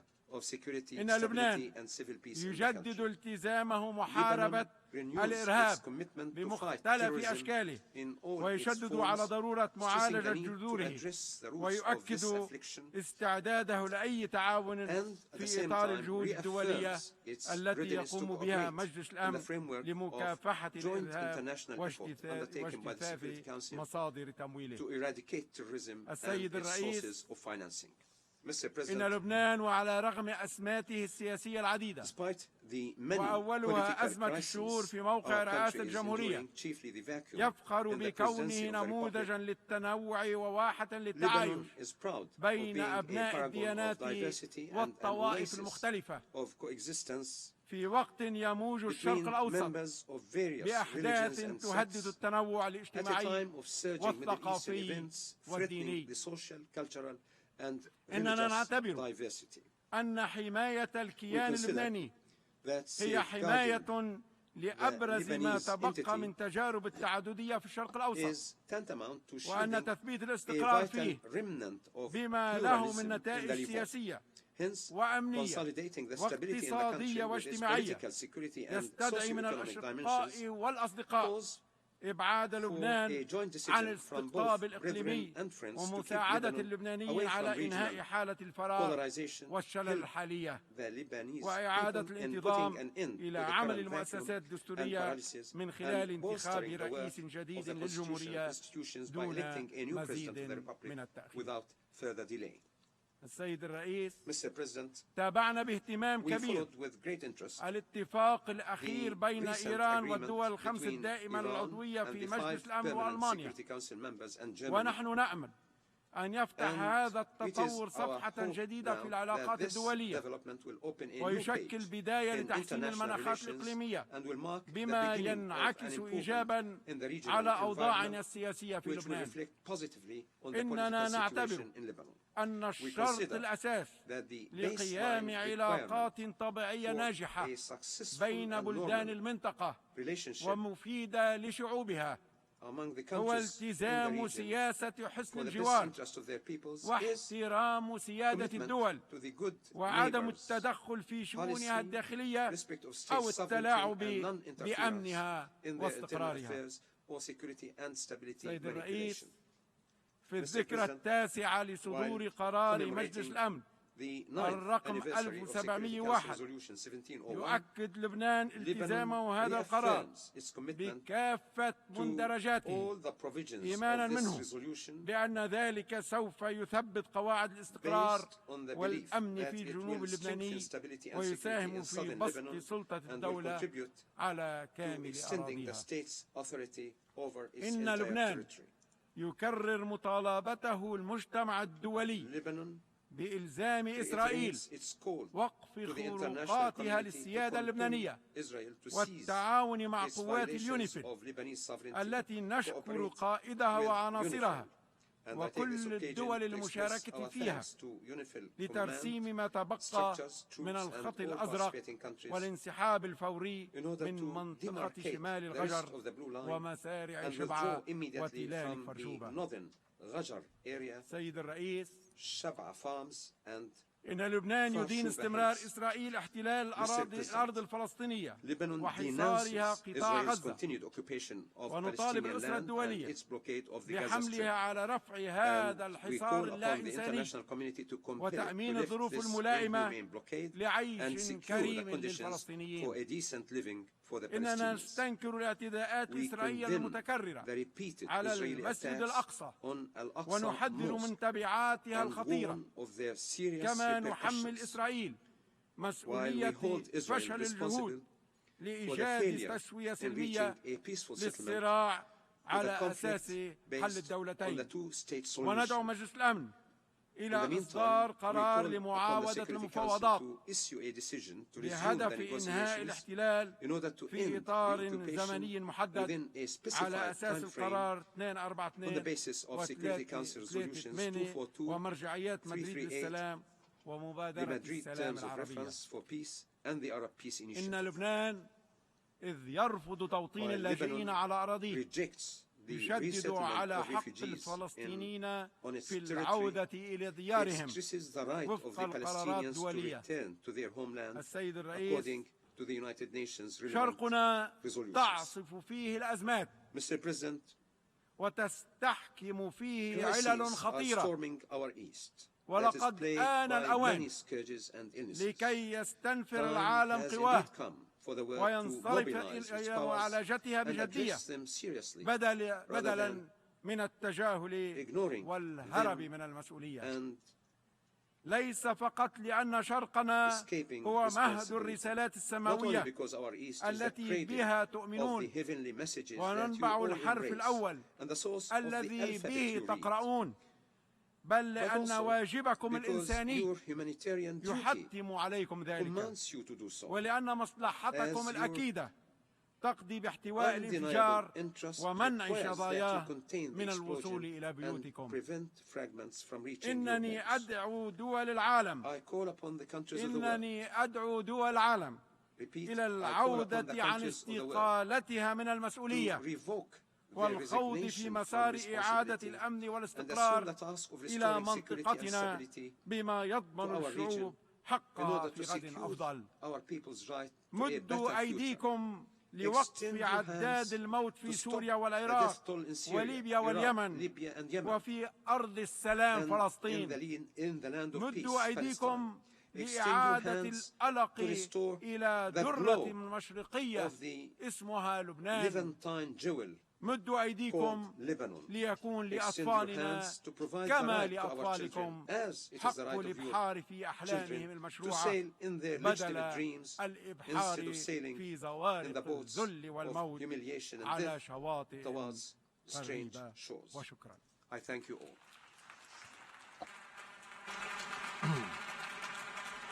On behalf of the General Assembly, I wish to thank the President of the Council of Ministers of the Lebanese Republic for the statement just made, and I request protocol to escort His Excellency. We have heard the last speaker in the general debate for this meeting. The 20th plenary meeting to continue with the general debate will be held immediately following the adjournment of this meeting. The meeting is adjourned.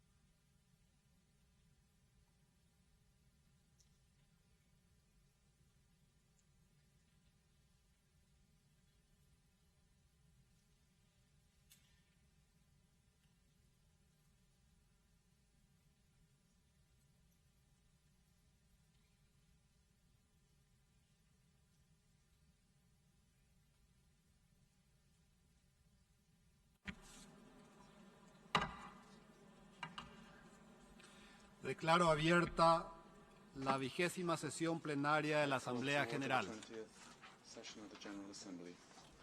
La Asamblea escuchará ahora el discurso del excelentísimo señor Raimond Vejonis, presidente de la República de Letonia. Pido a la oficial de protocolo que acompañe a su excelencia.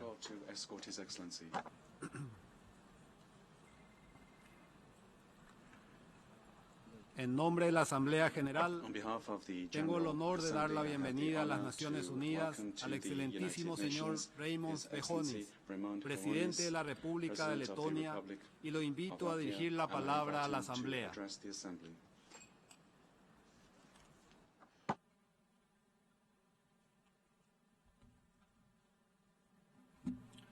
Mr. President, Excellencies, as we celebrate 70 years of the United Nations and 70 years since the end of the Second World War, it is time for us all to take stock what has been achieved, where have we failed, where is there yet to do to create a safer and better world. In July, we marked the 75th anniversary since the Sumner Wells Declaration on the non-recognition policy of the illegal Soviet annexation of the Baltic states. This policy reflected that international law-based principle that the change of borders by force is not acceptable. The firm stance of the international community in support of this principle has been of great importance to us. Mr. President, since its completion in San Francisco in 1945, the UN Charter embodies the core principles of the international system. However, far too often, international order and principles have been violated, and the UN has been unable to prevent conflicts or build peace or to stop atrocities. Past failures must be lessons for the future.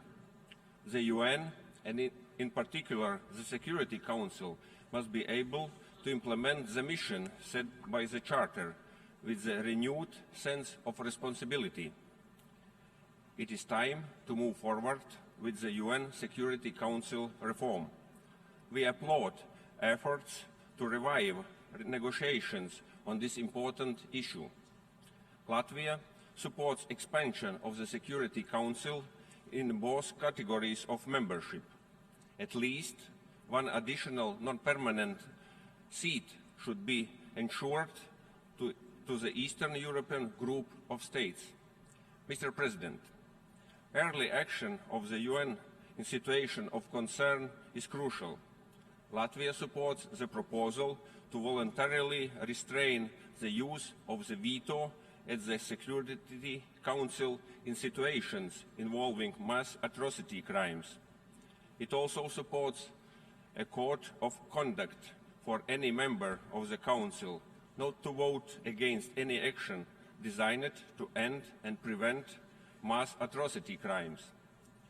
On several crucial occasions in recent times, the Security Council was not able to take timely and decisive action. It has had dire consequences.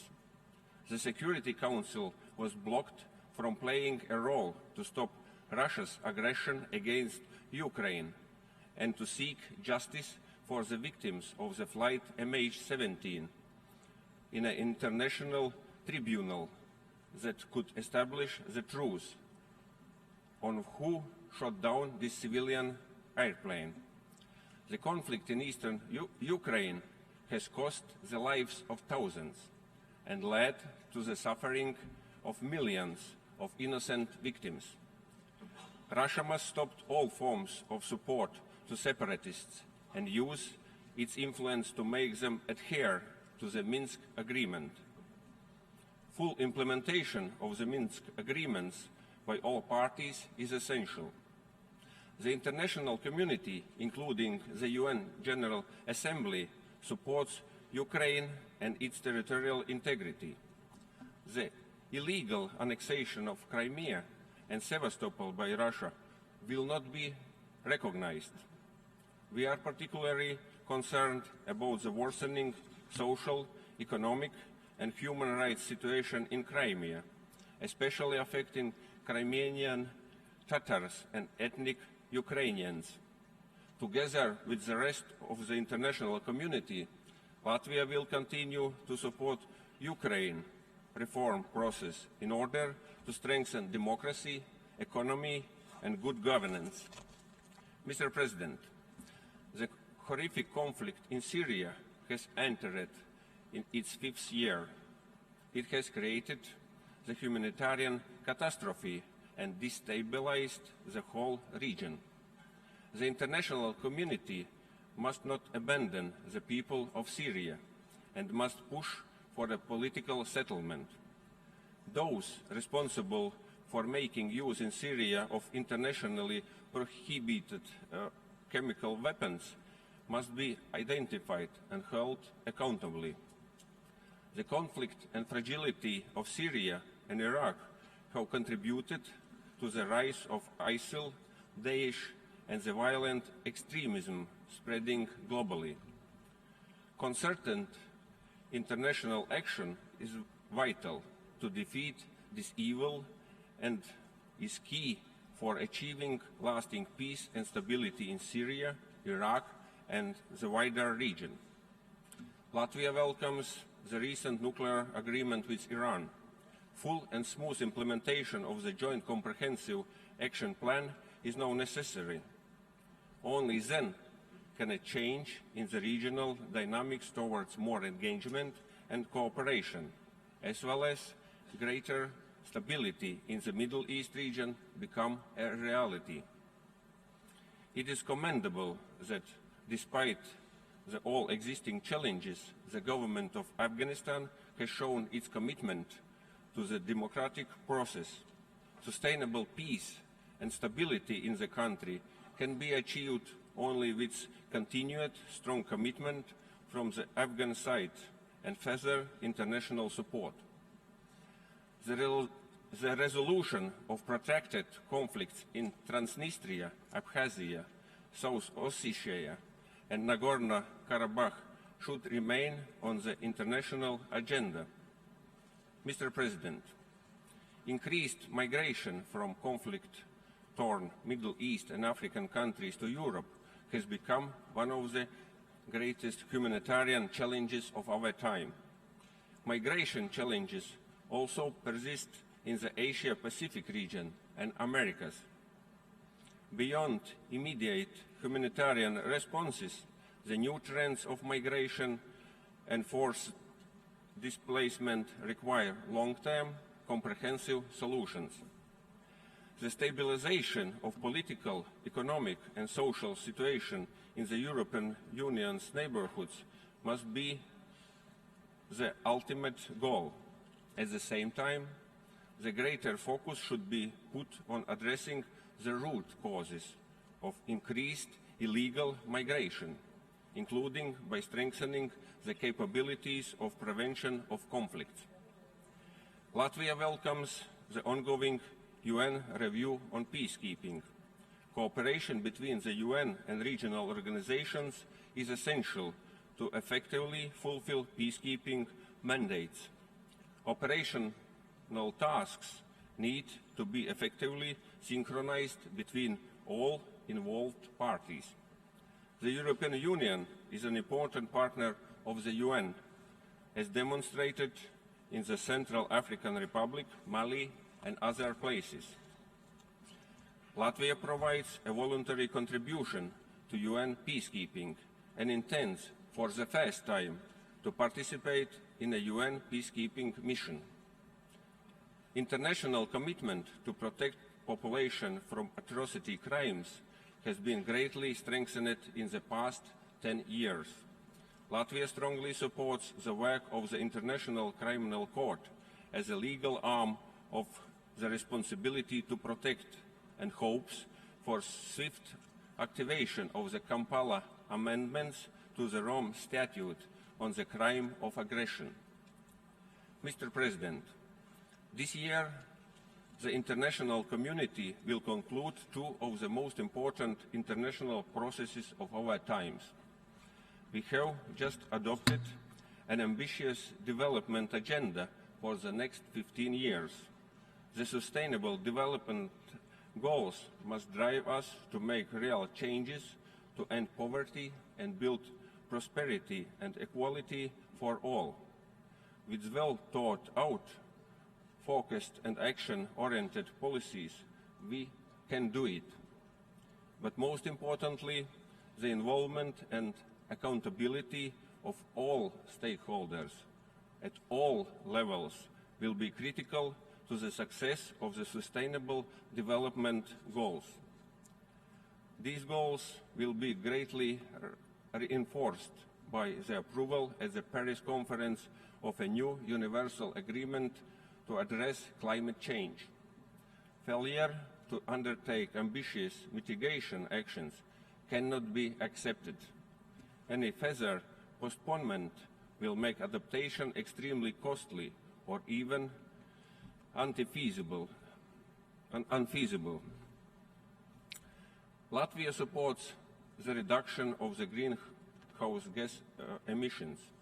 It is also important to give a strong signal to investors and business of the plans to move towards a low carbon, climate-resilient world.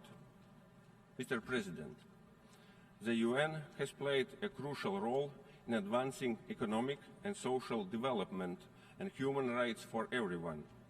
These ideals and values have proved timeless and universal.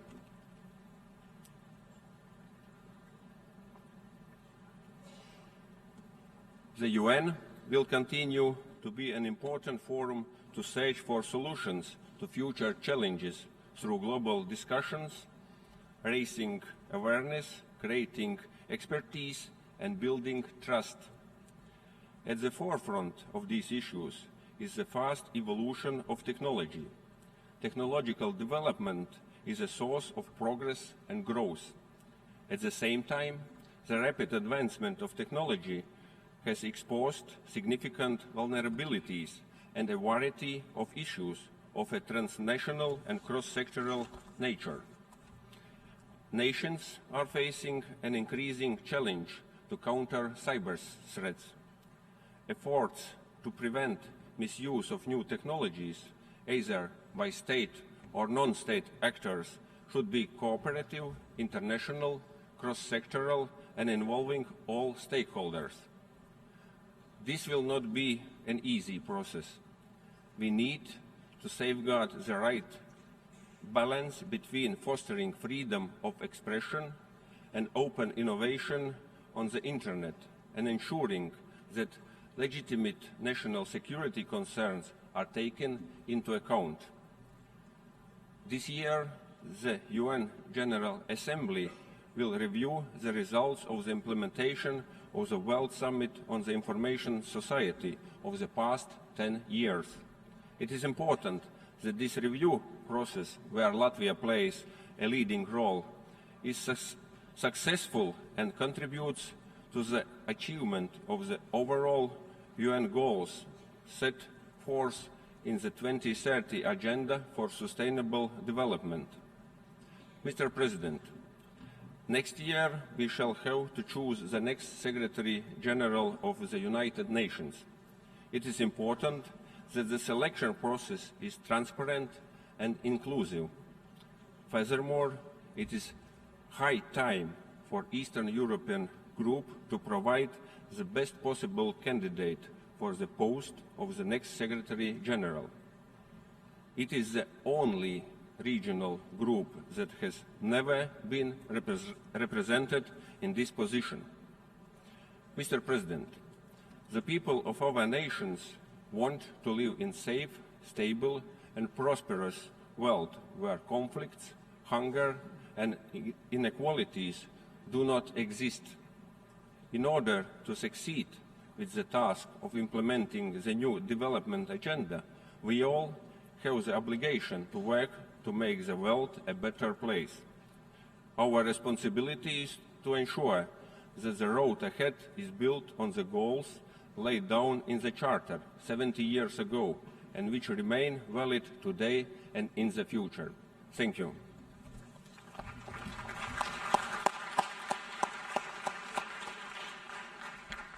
En nombre de la Asamblea General, agradezco al presidente de la República de Letonia por la declaración que acaba de formular. Ruego a los representantes que por favor permanezcan sentados mientras despedimos a su excelencia.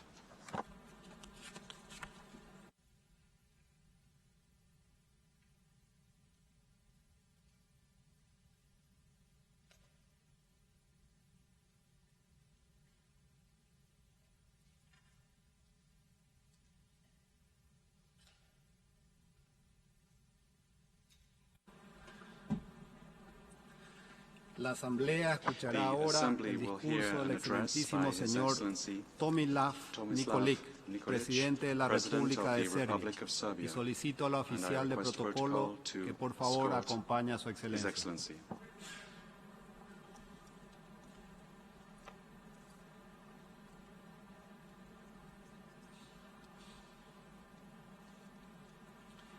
En nombre de la Asamblea General, tengo el honor de dar la bienvenida a las Naciones Unidas al excelentísimo señor Tomislav Nikolic, presidente de la República de Serbia, y lo invito a dirigir la palabra a la Asamblea.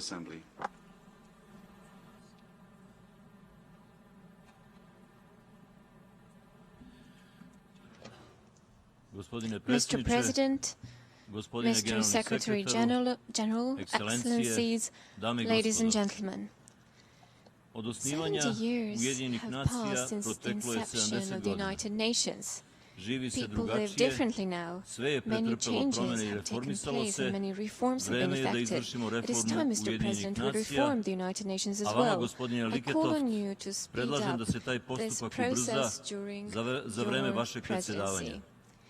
Perhaps no other session in the history of the General Assembly has come at a more opportune time. Last year changed many things. Negotiations unimaginable before were begun to end the embargo on Cuba. An agreement was reached to lift sanctions on Iran.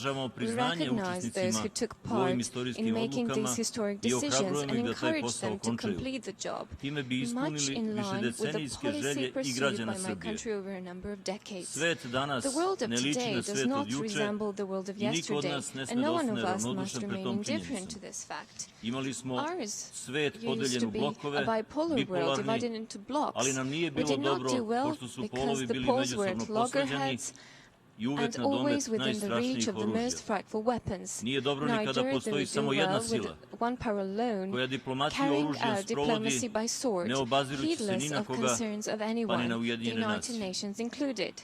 With concerns for one's own interests alone being attended to, peoples and states were left to extremist religious fanatics, which gave rise to ISIS and other similar extremist movements that now threaten dozens of millions of people, creating in many a negative image of Islam, the religion on whose behalf they profess to act. Two important elements used to determine international relations and politics, law and ethics. United States President Woodrow Wilson was a staunch advocate, while the great Serbian poet Njegoš expressed it in verses in his Mountain Wreath in the following way. Kome zakon leži u topuzu, tragovi mu smrde nečovještvom. I vuk na ovcu svoje pravo ima, kad tirenje na slaba čovjeka, ali tirijanstvo stati nogom za vrat, to je ljudska dužnost najsvetija. Danas su u suštini pravni i moralni faktori izostavljeni iz međunarodne politike. Neretko se protivpravno, pa i najnemoralnije postupanje predstavlja kao akt koji ima etičko i pravno pokriće. To se posebno čini kada nekoj velikoj sili u ostvarenju njenih geopolitičkih ciljeva smeta neka jasna pravna norma koja ne predviđa izuzetke, na primjer, neophodnost odluke Saveta bezbednosti. Zbog toga je međunarodno pravo, ali i elementarni moral koji mora da prati pravnu normu i njenu primjenu, danas u dubokoj krizi. Dokazi su više nego evidentni, a dosežu i do poslednje opasne krize velikih razmera, koju neki nazivaju migraciona kriza, neki nova seoba naroda, kako kome odgovara. Zabrinjava što retko kome pada na pamet da doprinese da se u svetu brže i lakše uspostavi mir i obezbedi prirodan napredak svih, posebno zemalja u razvoju. Dužni smo da se pogledamo u oči i iskreno sagledamo godinu iza nas, da kažemo šta smo uradili u svojim državama, ali neki od nas da kažu i da li je njihovo delovanje pomoglo čovečanstvu ili je ugrozilo budućnost naše dece. Da li smo još uvijek spremni da svoje govore započinjemo sa mi, narodi Ujedinjenih nacija? Da li smo bliži miru i blagostanju ili slepo hrlimo u godinu sličnu 1939. u kojoj je počela velika svetska tragedija koja je trajala 6 godina i čije se posljedice nikada neće moći ukloniti? Nekima od moćnih se čini da svetska ekonomska kriza nije dovoljno zaplašila našu decu i njihove roditelje. Koriste najsavremenije oružje da bi ljude ostavili bez doma, bez države, da bi ih u strahu za goli život pokrenuli u seobe duge hiljadama kilometara. A u svetu nema za sve dovoljno hrane, vode i električne energije. Odgovornost za sadašnja zbivanja nije na onima koji se u svojim državama bore protiv siromaštva kako bi stvorili uslove za život dostojan čoveka. Odgovornost nije na Srbiji, koja otvara narodne kuhinje kako bi mnogima besplatno obezbedila jedini dnevni obrok. Odgovornost je onima koji imaju najviše, bez obzira da li im je dao Bog ili sila kojom su iskorišćavali druge narode. Odgovornost je na onima koji na oružje potroše više nego sve siromašne zemlje zajedno za hranu. Odgovornost je na svima nama, zato što o održivom razvoju ne možemo ni da razmišljamo ukoliko ne prihvatimo zajedničku odgovornost u vezi sa jednim od najvećih globalnih izazova, a to je iskorenjivanje ili makar ublažavanje siromaštva. Često sebi postavljam pitanje, kako roditelji izgledaju u očima svoje dece dok im govore kako su škola i znanje važni za budućnost i normalan život, dok ih ubeđuju da će u njihovom tanjiru jednom biti hrane, potrebno samo da završe školovanje i steknu znanje. Znanje se ne stiče u strahu, kada nema šta da se pojede, kada preti bolest, nezaposlenost roditelja, užasan strah od rata. Vi koji danas ovde predstavljate bogate i moćne, mislite o tome dok uveče spuštate svoju decu u krevet u toploj sobi. Mislite o tome i dok u toku dana donosite važne odluke. Vredi li profit ili politička i vojna superiornost toliko da prestanemo da budemo osjetljivi na tuđe patnje i da nas savladaju niski nagoni? Pa mir i prosperitet ne smeju da budu privilegije za stanovnike samo nekih država, već pravo svih ljudi na zemlji. Zato računajte na našu pomoć u ostvarivanju svojih ideja, posebno ostvarivanja ciljeva agende o delovanju svih u interesu bolje budućnosti čovečanstva na principima koji obezbeđuju napredak i prosperitet za sve. Održivi razvoj je koncept koji je očigledno prihvatila većina čovečanstva. Taj koncept predviđa postojanje globalne privrede koja povezuje sve delove sveta, bazirana na poverenju, etici, jednakosti i podršci, ali to sve zajedno podrazumeva i globalno upravljanje kroz analizu i procenu rada vlada i kompanija. Kako svako upravljanje zahteva da unapred budu postavljena određena pravila, postavlja se pitanje ko će i gde da ih postavlja. Da li je moguće da pojedinci ili grupa pojedinaca predvide sve moguće pojave i događaje u budućnosti i da li je uopšte moguće kontrolisati pojave i događaje? Da li to konstituišemo novi svetski centar moći koji ne sagledava specifičnosti pojedinaca, država, organizacija država i ima jedno rešenje za svaki problem? A šta sa činjenicom da neki postavljeni ciljevi neće odgovarati specifičnostima pojedinih zemalja? Ne smemo da previdimo da je nemoguće upravljati i kontrolisati živote svih ljudi zato što je navodno opasno da svako radi šta hoće. Epohalne promene načina života zahtevaju vreme za prilagođavanje, kako ne bi došlo do urušavanja osnovnih vrednosti. Svet je danas izvanredno povezan, na čudesan, virtualan način, uz brzinu razmene informacija, protoka ljudi i robe koja dostiže nepojmljive razmere. A ljudi nikada nisu bili toliko otuđeni. U ogromnim gradovima, među milionima, ljudi umiru sami. Otuđuju se pojedinci, države, međunarodne organizacije. Svako ima razlog da se svađa sa drugim. Sve češće se odnosi među državama zasnivaju na nametanju volje jačeg, bogatijeg, razvijenijeg. Nadajmo se da novo doba donosi neki novi početak novog načina razmišljanja koji će u osnovi biti kao i uvek valjda u interesu ljudi, njihovih užih i širih zajednica. Svi smo svesni da to uopšte nije lako, jer savremeni način komunikacije može dovesti do nametnutog načina mišljenja u cilju ostvarivanja određenih ideja koje nisu u interesu većine. Konformizam savremenog čoveka, borba za ostvarenje sve većih zahteva koji se postavljaju u svakodnevnom životu, strah od nezaposlenosti, teškog života u starosti, smanjuje želju za pružanjem otpora onome što danas već primetno ugrožava osnovna ljudska prava. Danas je svet tragično podeljen na pojedince koji su enormno bogati i veliku većinu ljudi koji žive ispod granice ljudskog dostojanstva. Očigledno je 21. vek doba akumulacije i koncentracije ogromnog bogatstva od strane pojedinaca sa jedne strane i siromaštva i neizvesnosti sa druge strane. U bogate pojedince svrstavam i potpuno novu pojavu, generaciju povlašćenih menadžera, koji neopravdano i nemoralno zarađuju višestruko veće plate od zaposlenih. Očigledno je da je sve više onih koji će se suprotstaviti toj pojavi. Do tačke kada će dostići kritičnu masu čiji zahtevi moraju da budu prihvaćeni.